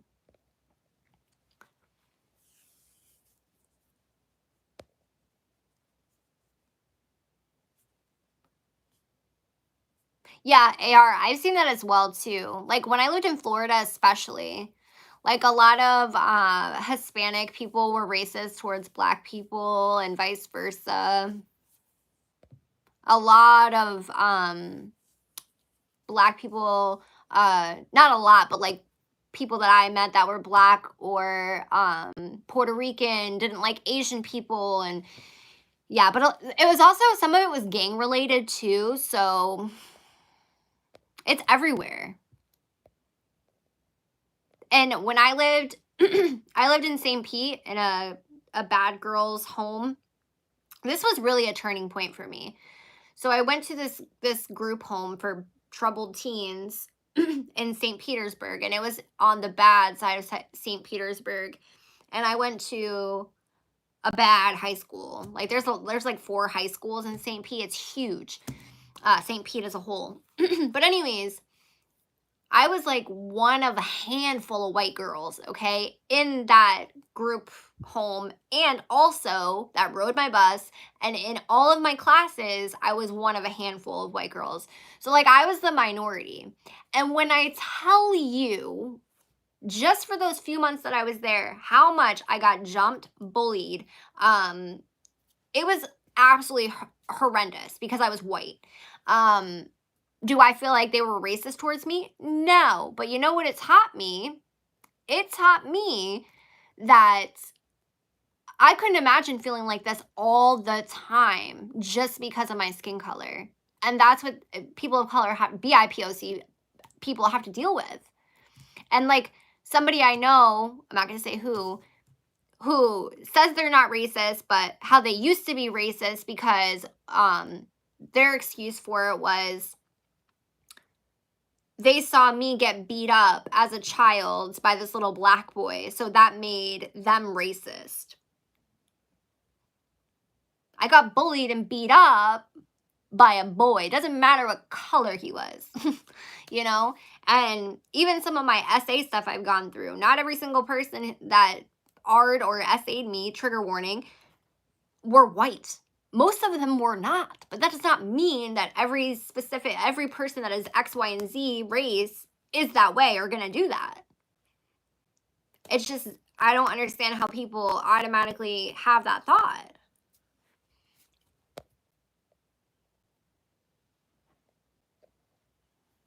I mean, I'm a rambler too. This is water. I try to keep it down in my commentary videos though. My lives, I'm a rambler. Just general crap. I do have to get off here soon though because I gotta film and it's already almost midnight. I feel embarrassed for other people a lot. This is water. Oh my gosh. I had some of the most horrendous things happen to me in those programs. Wendigo. I was in a few co-ed ones. I tell you. Horrendous. And what they would do in Southwest Florida, I was in one in Fort Myers, one in Port Charlotte, and one in Naples, or maybe two of them were in Fort Myers. I can't remember, but what they would do is they would buy these group homes or whatever. They would buy duplexes, and then they would get rid of the wall. So it wouldn't be a duplex anymore. It would just be one big house, technically.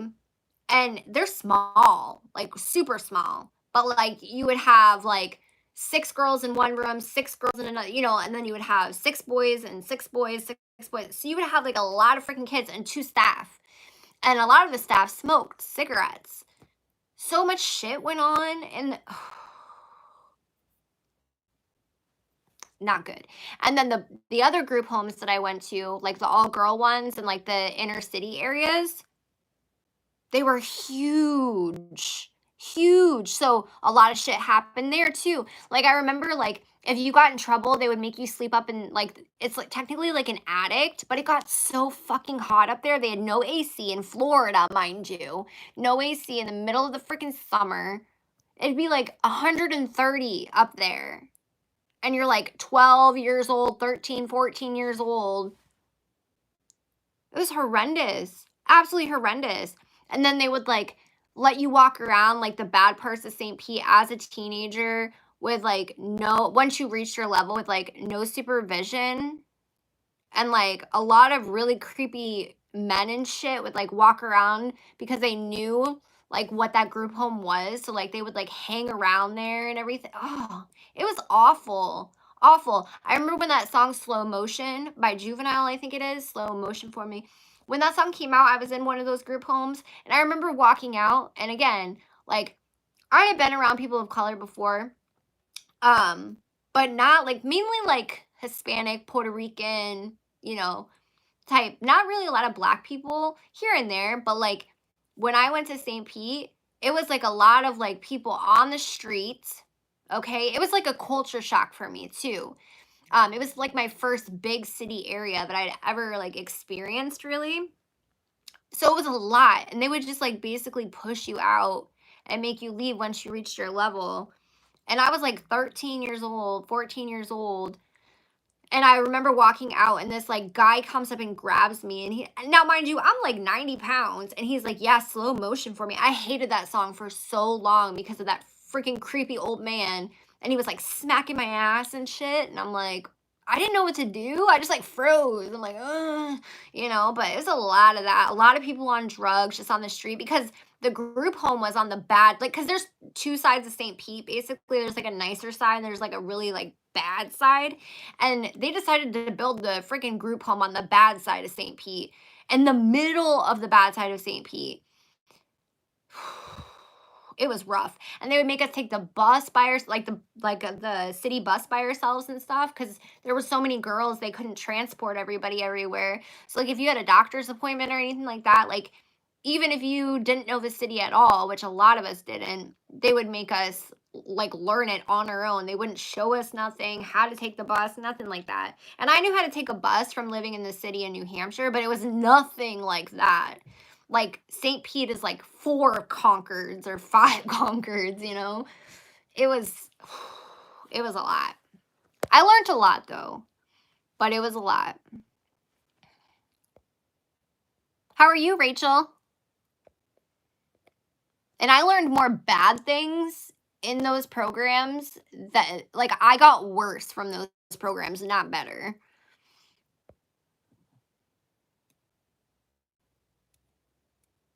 Yeah, I feel bad for some of the people that were in the Hello Leash community.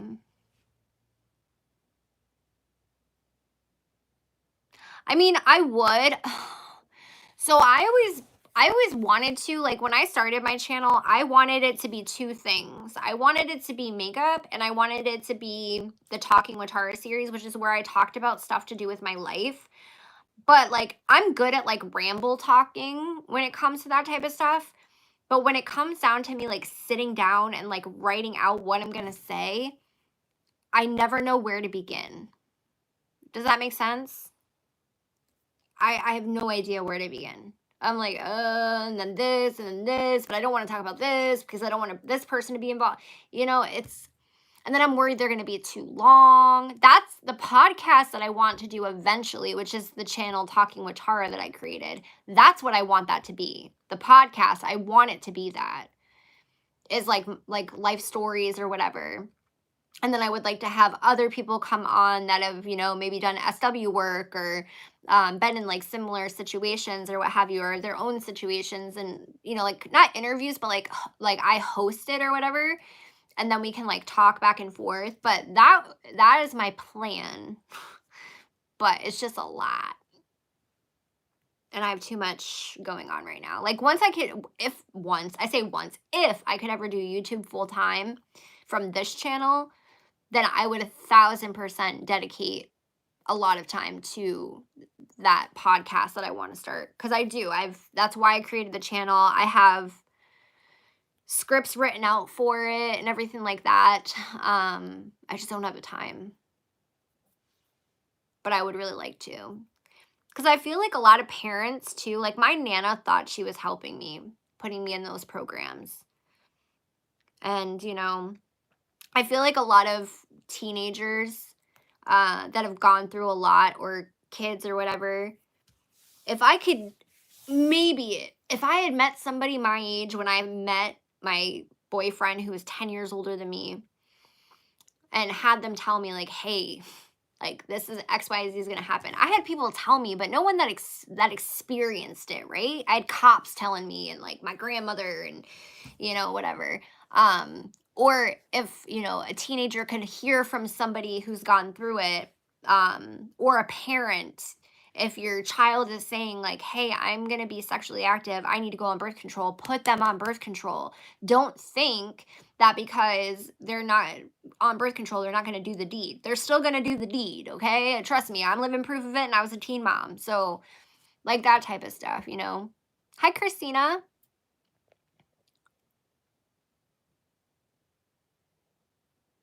Yeah, I think a podcast setting would be a lot better than a video setting.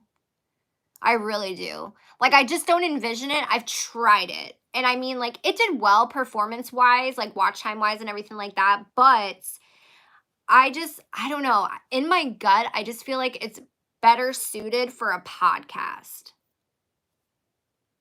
Like a live podcast, maybe. I think podcasts are live, but you know what I mean, Jillian? Like, I just feel like it, in my gut, I've always said that. After I tried to do it, it's just, videos are too, like podcasts are still structured, don't get me wrong, but like videos are, for the most part, they need to be structured, and they need to be entertaining. Podcasts do too as well, but you can like get off on tangents and like, you know, if you have a live stream going, you can talk to people about it. If you have somebody on there with you that's gone through similar things, you guys can talk about it together, you know. It's just a different vibe, right? And I know I could do a podcast.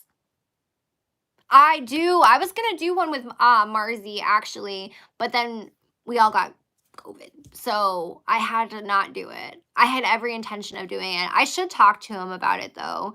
It's a little tricky because he's in Australia and I'm here, so like schedule wise. But I really, if I was gonna collab with anybody, it would be Marzi, 1,000%. He's a jelly bean. I love Marzi. I should do an elf cosplay and do tarot readings. Oh, that would be fun. Yeah, her rambles, I don't know. Like I said, I watched one of her full podcasts all the way through because I want to get the full vibe. And then I tried to watch one or two other ones and I couldn't do it. And I kept saying, like, I've been saying for months, like before, she gave me the same vibe that Creepshow Art gave me. I'm not saying they're the same people, but Creepshow Art, even though I watch a lot more Creepshow Art's content, but like Creepshow Art always gave me this feeling. And she did too for some reason. I don't hate her. Like I wish her nothing but the best, but like she just gave me a feeling. I couldn't explain it. And I kept saying that because Wendigo, I remember Wendigo was like, you need to check out Hello Leash, Hello Leash. And I'm like, I just can't get into it. I tried for months.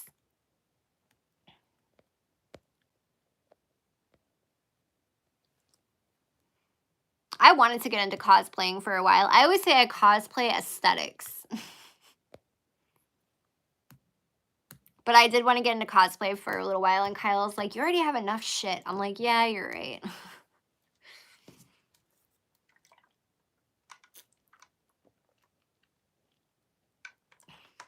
I do think once I get a haircut, I'm going to color my hair again, though.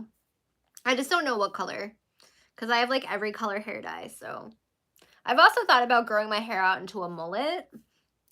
I don't know if I'm going to do it this time around. I might do it after my next haircut, though.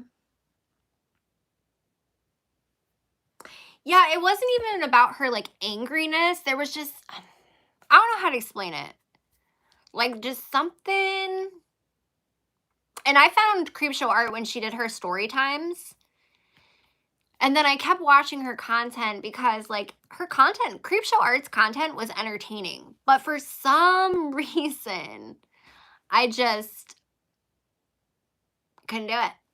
Something, and that's why I made my Creepshow Art video. Because when I started going down the rabbit hole, I was like, oh, that's what your gut was saying, Tarrah. Excuse me. Ooh, magenta's pretty. I think I want to start with light colors and then work my way to dark colors, which is what I usually do. But I colored my hair for a year straight, over a year straight, after not dyeing it for like years, like at least 4 or 5 years. And then it's been like, I started bleaching it, and then I was bleaching it. Well, I was bleaching it when I was coloring it, but then I was just keeping that color in. So it's been about a year because I've been at my job now for a year, a little over a year, but I just passed my 1 year basically. And I had colored my hair, well, bleached it and took all the color out of it because I was going to get a different job waitressing at a high-end restaurant, but I took this job instead. Anyways, so it's been like a year since I've colored it, anything besides blonde. So I think it's time. I love mullets too. I've never had one. That's like one haircut I've never had. I've shaved my head. I've had a bob. I've done a mohawk. I haven't done the shave one side of your head. I wouldn't do that just because I have very thin, fine hair, and that would not look good on me at all. But I think a mullet actually wouldn't look too bad on me, to be honest. The only thing with me is that I don't like when hair goes over my ears. Like, I don't like this. It drives me crazy. So, I don't like the way it looks. And I don't really like this, like the growth. So it would take a little bit for the mullet. I like that Not the shag. What's it called? It's called something where it like frames your face, but it's like layery. It's not the shag. Oh, I can't remember what it's called. It's kind of like a cross between a mullet and a shag, maybe. It's called something, but I forgot.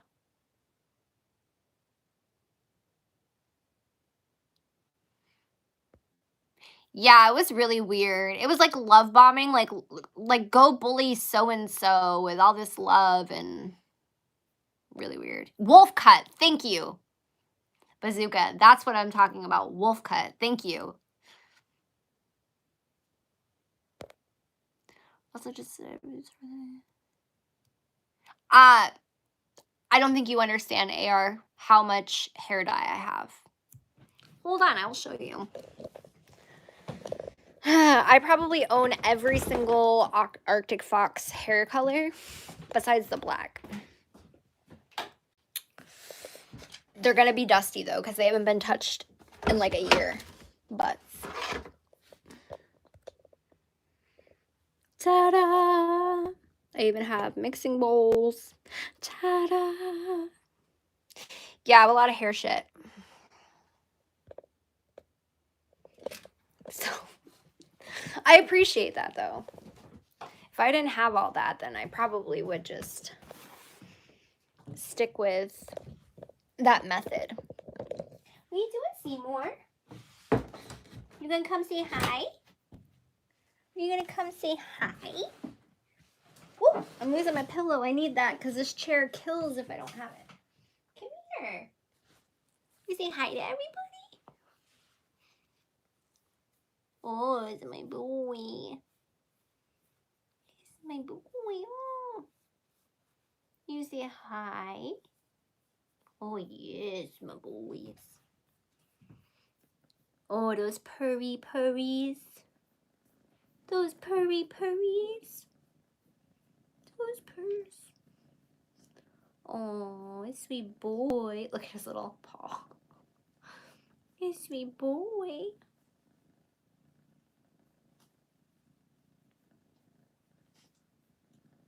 I just love your purrs. Oh, I do. Oh, yes. Oh, yes, my boy.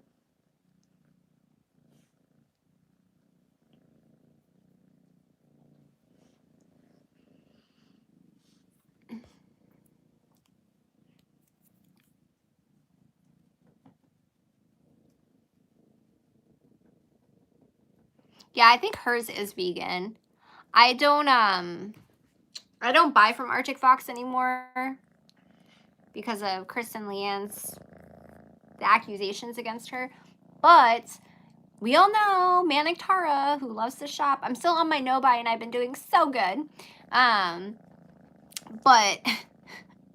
I had to buy every single dye. I had 2 of every single one for a long time. But I also colored my hair a lot, so he is a cuddle bug. Him and his brother both are. Yes, aren't you? You cuddle bugs. You cuddle bugs. You cuddle bugs. Oh, is it my boy? Oh, yes. I'm surprised him and his brother aren't whipping around right now because this is usually their like peak awake time. You guys get to see Vincent right now. Look at him peeking out my blanket. Oh, sorry, Seymour. Look at him. What are you doing, Vimian? Vincent. He's like, I'm sleeping, Mom. Look at Winter. What are you doing, many boys? Seymour's like, why'd you stop touching me, Mom? Why'd you stop touching me? Oh yeah, all the animals, they just love to come up here with me. Another pug. I used to want a pug so bad, but they can have a lot of chihuahuas too, but we never intended on having a chihuahua. He kind of just, we rescued him at 9.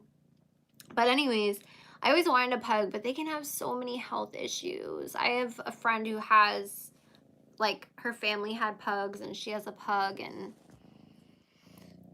yeah. Chihuahuas can too, though. I mean, a lot of dogs can have health issues, I guess, but I just feel bad for them. Pugs are so ugly, they're cute. Oh, that's good then, Christina.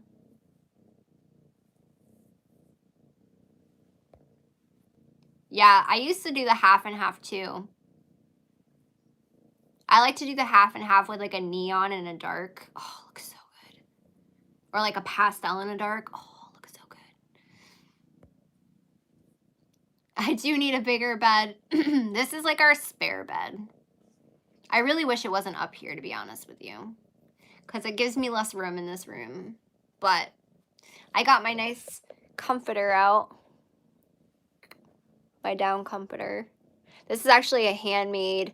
It's a duvet cover, but I put it on top of my, like, over my comforter instead. But yeah. The bed downstairs in the, like, sleeping room, it's a king size bed. But we have so many animals and they all like to sleep with us, so that's the bed that Kyle's in right now. You have 2 pugs. Aw. Aw, Yorkies are cute too. Frenchies are cute too. See, I like Frenchies. Oh, your Yorkie did have a lot of issues. I'm sorry. It's weird how that works. Like how some animals are like susceptible to like a lot of health issues. What are you doing? You want my string? String.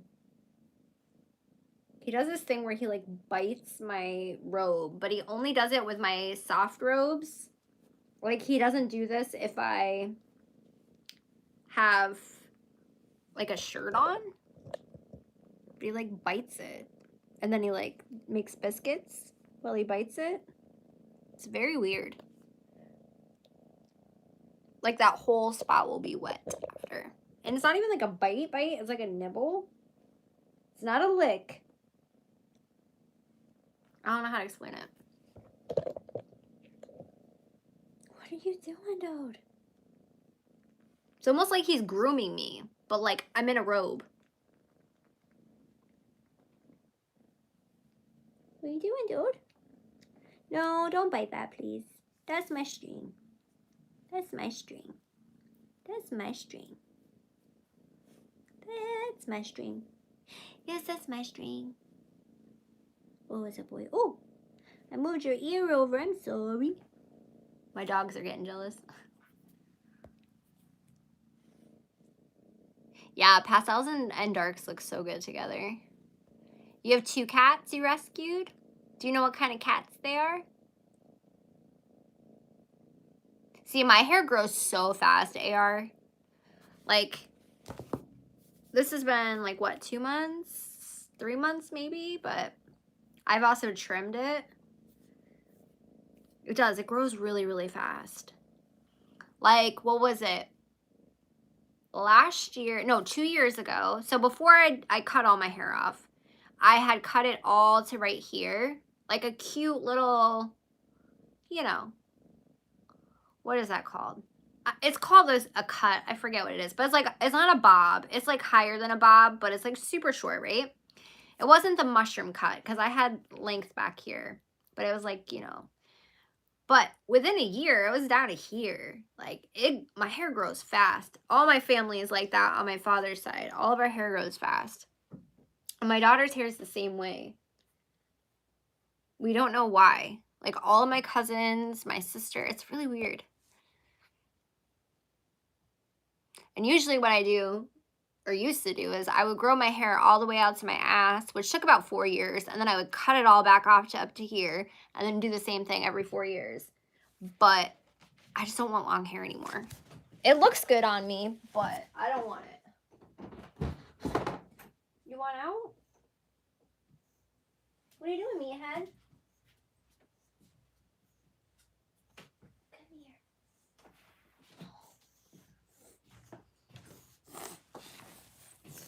this is Meathead. He might not sit here for very long. I mean, he'll sit on me, but you hear his breathing. Hi. This is my mom's cat that we just rescued. And I mean, we rescued. He's not doing very well. His breathing's got better, but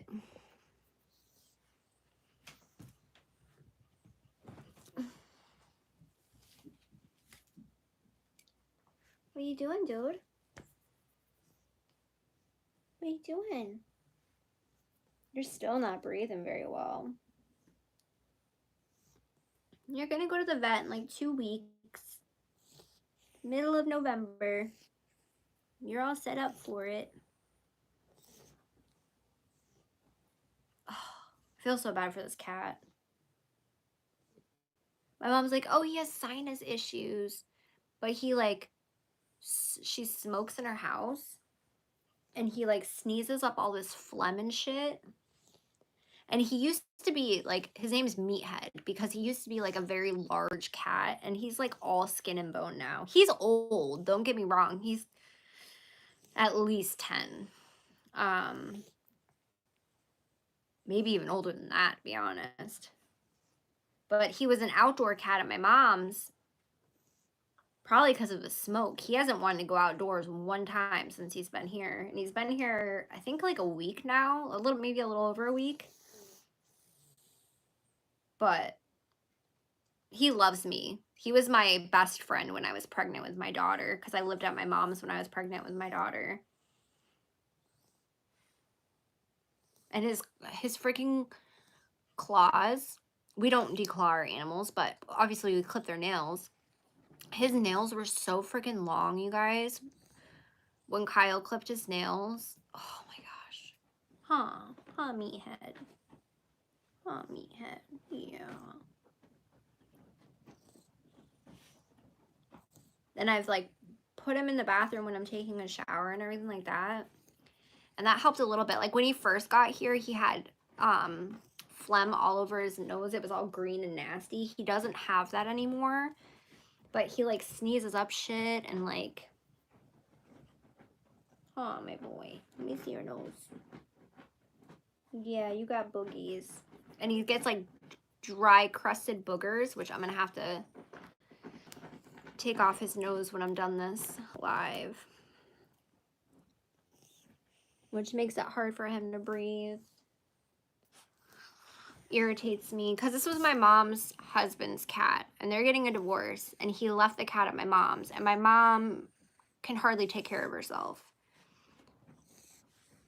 And she was calling me like every week, do you have cat food or cat litter or anything like that? Because she can't afford to take care of cat. And then she got mad because the cat box was full and she didn't want to clean it. So she threw it outside. So then the cat was shitting and pissing in the house. And then my brother was getting pissed because he would go in there and there'd be cat shit and piss everywhere. I'm like, yeah, because he doesn't have a fucking litter box. What do you think, dude?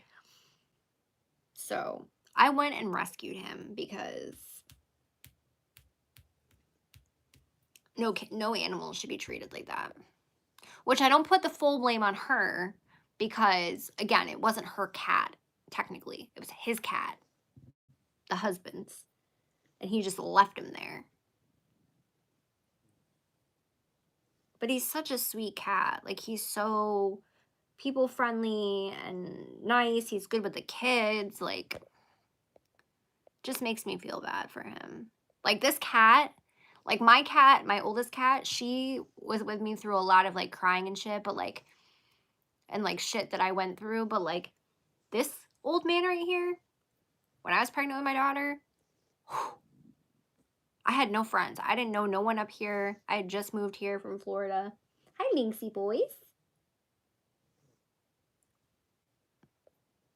Oh my gosh, I had to. Christina, it was horrible. I've tried the humidifier. It didn't really, I mean, it helped, but like not a lot. Yeah, I used very expensive shampoo too, so. Oh, I want an orange kitten so bad.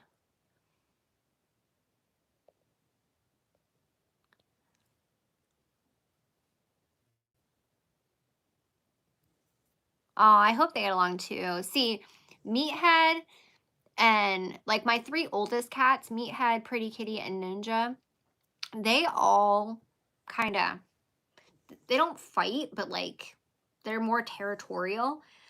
And my other two cats, not Meathead, are great with the kittens. Meathead's still kind of like doesn't know how to feel about the kittens. He's fine with the dogs, but he was never around cats before here. So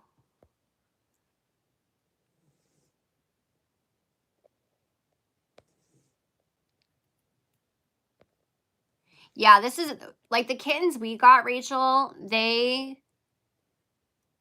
like we didn't pay for them or anything like that. They were given to us because where we got our black cat is the brother of the person who gave us the kittens, and they just don't get their cats fixed. Like these cats are constantly having kittens. It's really sad. All right, hold on.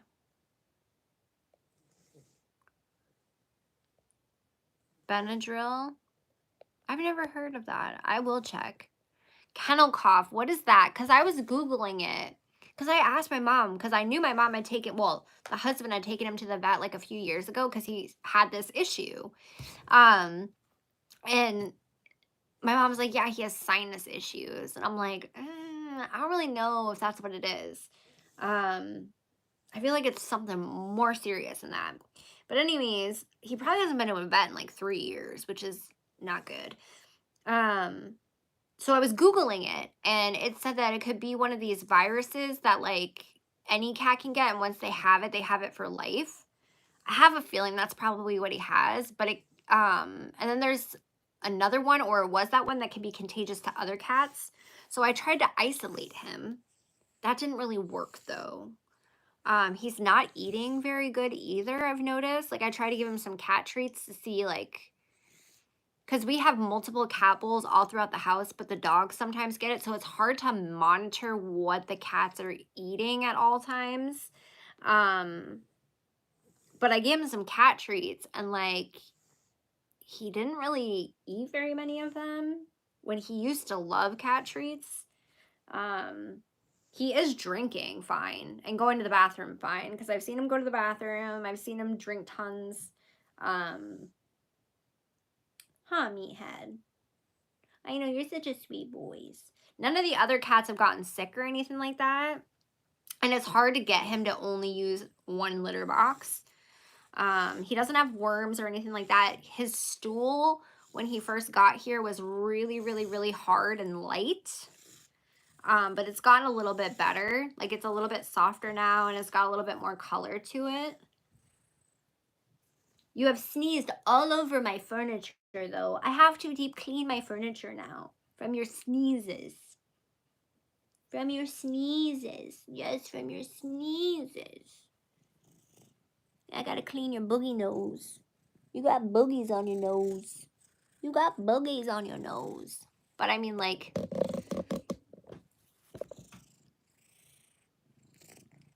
he's gonna lick me. He's got the longest tongue I've ever seen on a cat before.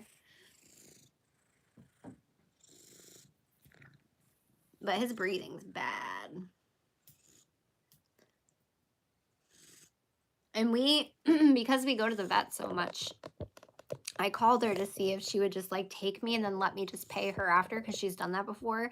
But she couldn't even get him in for like 2 more weeks. So, because she's the only vet. Oh my gosh, orange cats are so cute.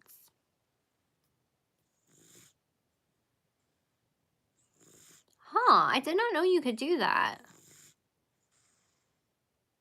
Yeah, I would never declaw my cats or animals. I don't believe in like cutting tails off of dogs and like the ears and all that jazz either.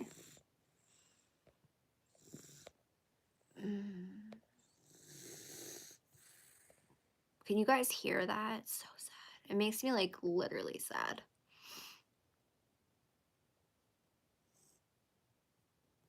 Yeah, I want to see Christina. Kennel cough is contagious. Yeah, well, like I said, I was reading on Google that one of them was contagious, but they've been around each other for a week. I tried to keep them separated, and the vet didn't seem too concerned, to be honest. Um, and luckily the other animals haven't come down with anything. But like, I don't know what to do because literally all he does is lay in the same spot. Like, I was surprised that he was up here.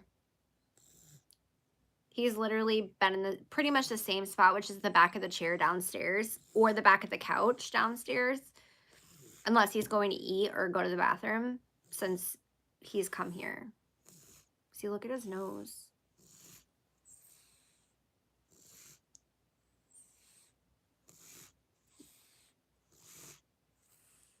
It's gotten better, but it's not. Your whiskers are so long. You got long whiskers, meathead. You got long whiskers. You got long whiskers, huh? Yeah. I just feel bad.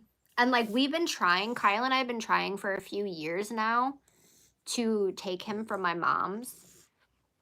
And they kept telling us, no, no, no, no, no, no. And then I finally just told my mom, like, you can't take care of that cat. Either I'm coming to get it or somebody else is going to come and get it.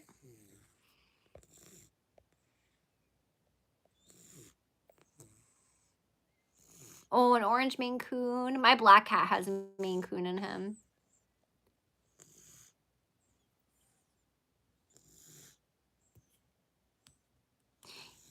Yeah, if it's not an issue, Christina, like, my thing is like people that don't get their cats fixed and then they like have opposite sex cats around each other constantly getting pregnant, constantly having kittens. He does sound horrible, Christina. It's horrible. I don't know if it's right. It's not. He doesn't have a cough. He just has a sneeze and bad breathing. There's no like cough or anything. And it was a lot worse. Like, he couldn't go, like, 2 seconds without sneezing when we first got him. So it's gotten better, but it's still not where I feel like it should be. Huh, meathead? Huh. You alright, boy? Yeah. Like I said, he has not wanted to go out. Because you know how most outdoor cats, they want to get outside. They are at the door meowing, pawing at the door. He has not tried one time to go outside. No interest at all.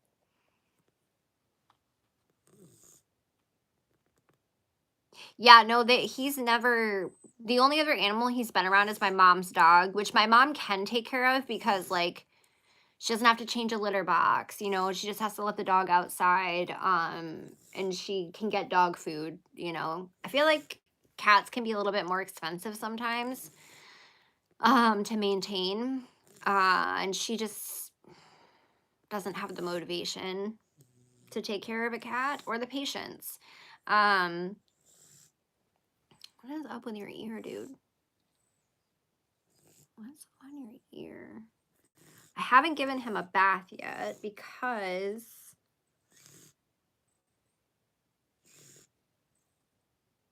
I was hoping his nose would get a little bit better first. But yeah, that's the only animal he's been around, is that one dog. And the dog didn't have any issues or anything.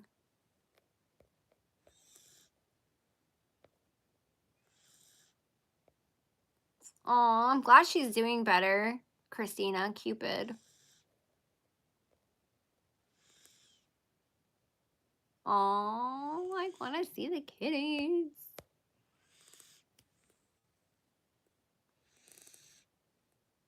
No, it wasn't my mom that had all these cats and not getting them fixed. It was the people that we got the kittens from. And also, so where we got our kittens from and our black cat, not this one, the kittens is the sister. Okay. The girl who had the kittens that I got, is the sister of the guy that I got my black cat from.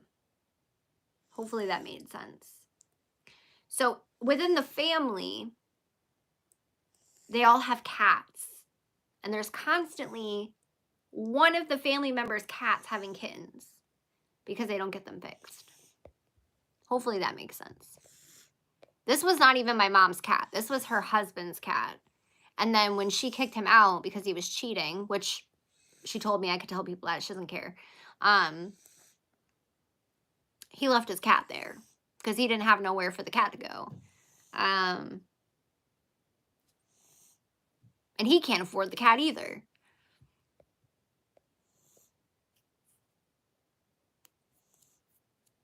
It's his nose.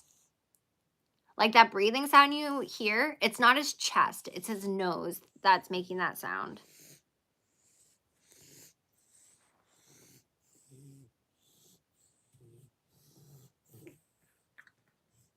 Don't you dare sneeze on my lap. Excuse me. He literally just like, he's a big cat too. He literally just sat up here. How rude of you, meathead. What are you doing? You want to be the star of the show? They're just going to listen to you breathing this whole time? Yeah? Ugh. I don't want snot on me. Thank you very much. Even though I'm about to have snot on me because I got to clean your nose out. But I know when they took him to the vet a few years ago, they had to like suction out his nose. You know how like you do babies and shit? They had to do that with him. And I mean, I could do that, but like I'm scared I'm going to like go up too far or something. What are you doing, dude? What are you doing, dude? Actually, it's kind of good that you did that because I can see your nose better. Yeah, his nose is like always running.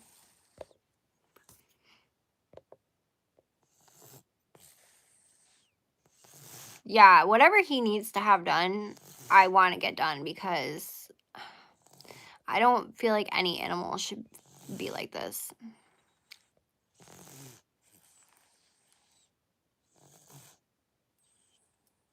I don't know. Did you see his nose, Rachel? I think a lot of it had to do with being around cigarette smoke, especially since my mom is a chain smoker. Like my brother does not like cats at all, and even my brother was like, "Mom, you cannot be smoking in your house like that with a cat."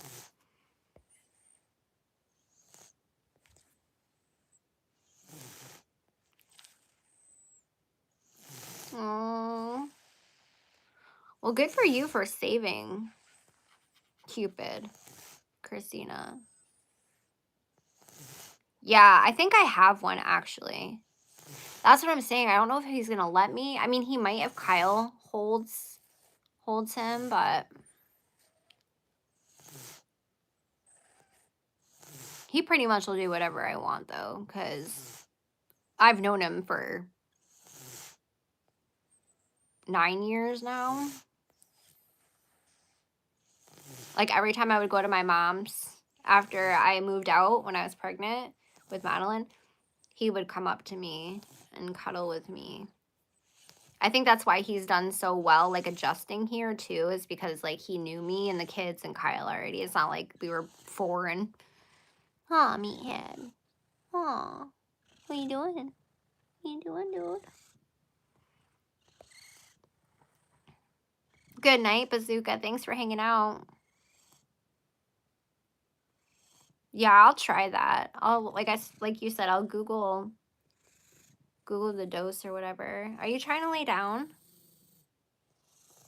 I want to clean your nose out, dude. Will you let me wipe your nose? Because, hold on, I'm going to grab a tissue. You got a crusty on there.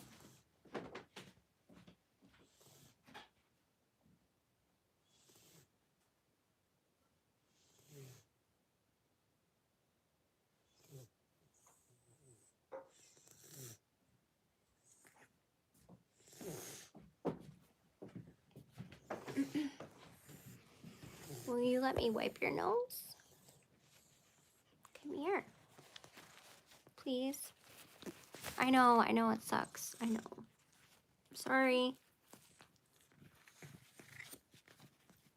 I know.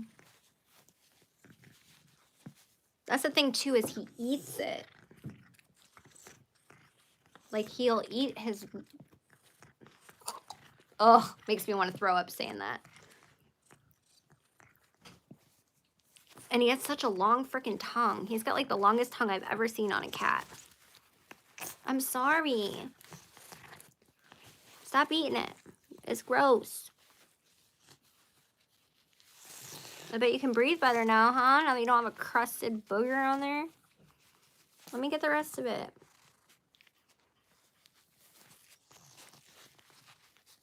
I'm gonna have to wash my hands after this. Does that feel a little bit better? Stop licking it. Hold on, I want to go wash my hands. Stay.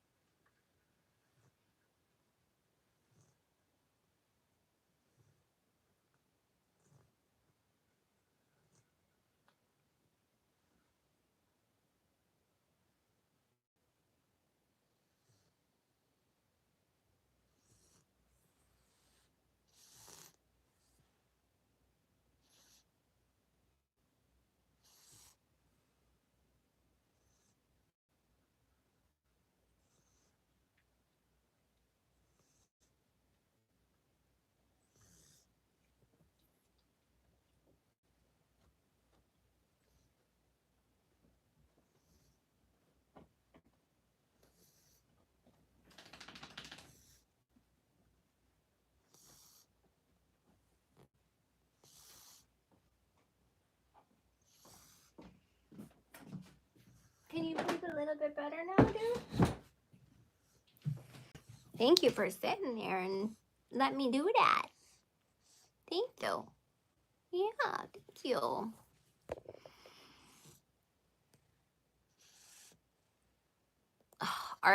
The only vet in the area is so expensive.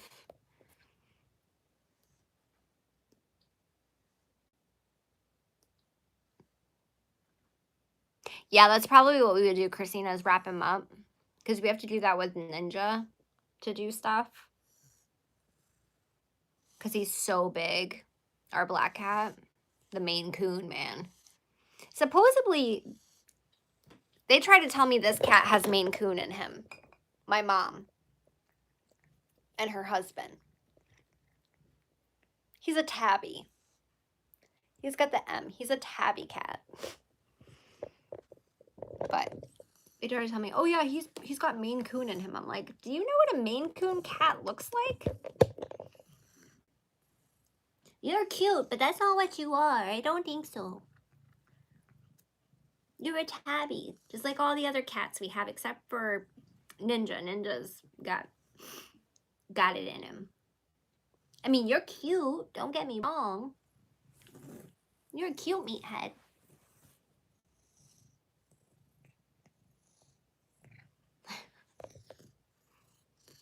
Oh, you're gonna lick me. That's the one thing I don't like. I don't like getting licked. And we have a few lickers. Meathead's a licker. Lynx is a licker. Pretty Kitty's a licker. Vincent's a licker. But Vincent's a dog, so that kind of makes sense. But I'm telling y'all, his tongue is so freaking long. I've never seen a tongue so long on a cat before. Where did you get a long tongue from? Where did you hide your long tongue? He's like, I'm old. Leave me alone. What, you call me old? Oh, I didn't get them all. Still have a little bit. One on there.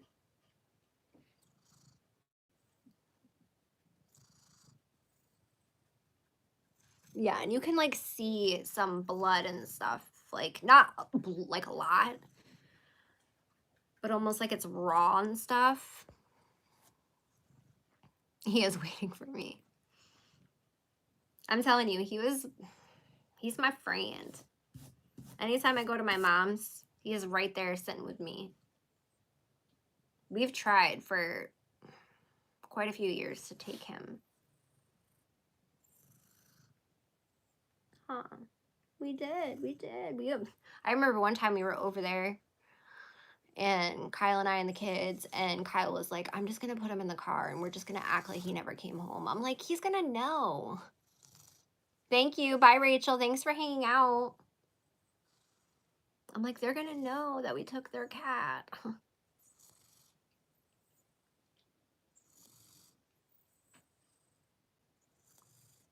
Are you gonna go to sleep like that? Yeah.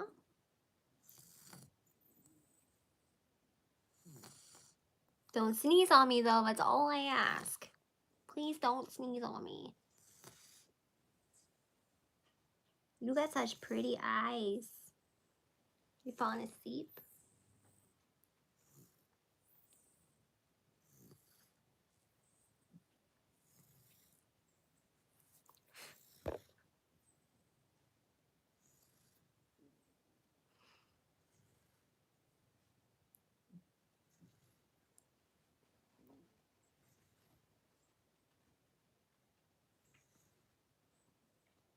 You going to sleep? I don't know how cats can sleep like that.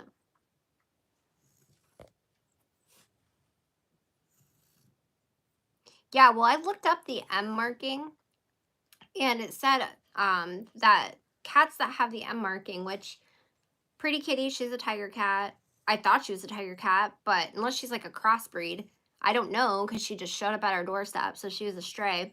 But she has all of our cats have the M except for our black cat who has Maine Coon in it. So in him, he has no M. So I looked it up and it says that the M is just the most popular symbol on cats and that it means that they are some form of a tabby cat. So I'm like, this whole time I thought Pretty Kitty was a tiger cat because she has the markings. So she could also, like I said, also be like crossbreed or whatever, but I don't know what he would be. He's huge and he's got patches. Like he's got stripes like a tiger cat, but he also has white on him. He's got a lot of really pretty markings. But when I tell you this cat, Meathead, he used to be huge. Like a lot of people think Pretty Kitty is thick. I mean, she is thick, but he was bigger than she was. Like he was so massive. And now he's skin and bone. Like it doesn't look, how do I want to explain it? It doesn't look like it's all bone because he has so much excess skin. Like this is all skin from when he was bigger. All of this. This is not fat. This is skin. I'm telling you, like I can feel his collarbone. That is not normal. I can feel his spine. And he was a massive cat. And now he's just skin and bone. It's really sad, honestly. Yeah, that's what I'm figuring. It's just because it's not like he's gushing blood or has like a bloody nose or anything. I just feel bad, you know, like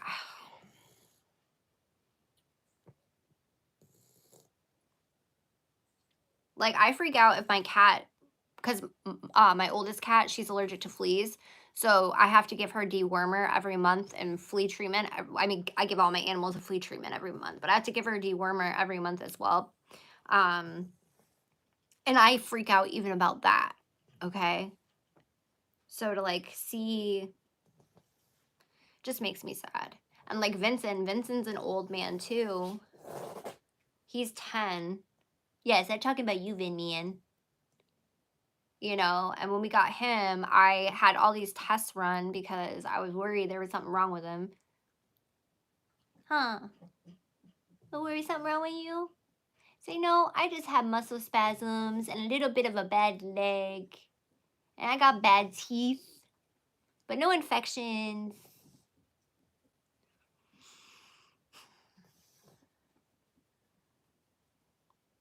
And I mean, the kittens have a full, like, they're healthy and everything like that. Winter's healthy. Ninja's healthy. Vincent's got bad skin too, but like sensitive skin. Ninja has sensitive skin. Pretty Kitty picks at her skin, which is annoying. Vinman. Vinman's got watery eyes too, huh? What you doing, handsome boy? What you doing, handsome boy? He's like scratching my... Alright, y'all. Well, I'm gonna get off here. It's 1 a.m. Gonna hate myself tomorrow. Try to film a video before I take this makeup off. See, I'm gonna go live real quick and just do my makeup really quickly. 3 hours later. Story of my life. But thank you to all of my silent supporters and everybody else. I hope everyone has a wonderful rest of your night. And if I don't talk to anybody before Halloween, I hope everyone has an awesome Halloween. How old is who? Meathead? If you're asking about Meathead, I actually don't know his exact age. I want to say he was 2 when I moved here, which is when my mom and her husband like first started getting together, like dating. And I've lived here 9 years. Yeah, 9 years. So he's like 10 or 11. Easily 10 or 11 now. Because my daughter's 8, I was pregnant. Yeah, so he's like 10 or 11. He's older. If you're talking about Meathead, the cat.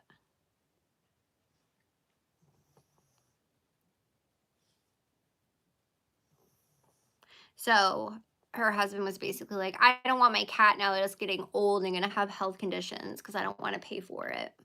Pretty much is probably what happened. That's okay. You'll be nice and warm and comfy and loved here.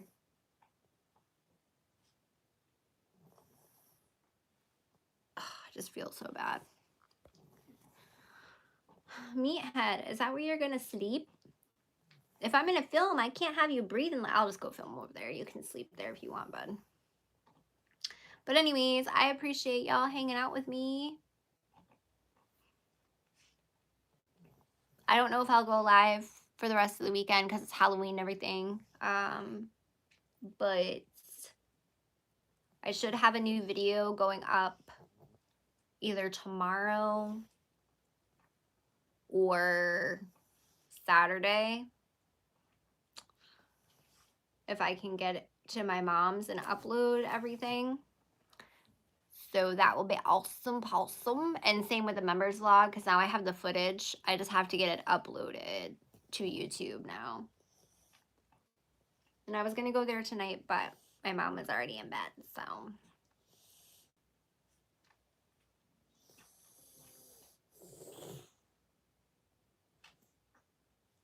Oh, were you talking about Vincent? Vincent is 10, the dog with bad teeth. We brush his teeth. He doesn't like it though. We brush all of the animals' teeth. He came to us with bad teeth. We rescued him when he was 9. He's had to have some teeth pulled since we've had him. I have to get up at 6 too.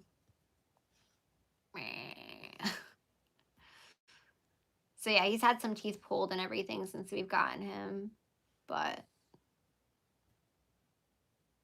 his teeth are better than they were when we got him. I think he only went to the vet twice in like 10 years that we had him. Or not that we had him, his previous owners had him. Like they never got him fixed, nothing. And now he's too old that the vet was like, if he's not going to be around a female that's not fixed, then it's fine. I'm like, he's not. So actually, all of our animals are males except for our oldest cat. She's a she. Actually, I think Meathead's actually our oldest cat now. But other than that, besides her, all males, because she is a B word and I don't trust her with females. Because when we first moved into this house, Kyle's mom had like 6 or 7 cats that were living here and they were all females and they all went outside and never came back because she scared them so bad. So I don't think she would do well with females from past experience. So I've always gotten males, rescued males, dogs and cats. Oh yeah, and some of the cats had lived here for years and years and years and years and years. Only one stayed, and that was Tina, and she was an old cat. And she basically just stayed in Kyle's mom's room, old room. And then Kyle's mom came and picked her up because she was getting old and dying anyways. But yeah, that was the only cat that our female cat did not basically push out of the house. All the other cats she pushed out, which was sad for Kyle because some of those cats were cats Kyle grew up with, so it was hard for him, but yeah.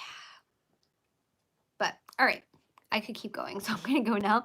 Good night, y'all. Thanks for hanging out, Christina. Good night to all my silent supporters. I hope everyone has a happy Halloween if you celebrate Halloween. If not, then just have a wonderful weekend. And yeah, new content coming very, very soon. Super excited about that. And yeah, good night, y'all.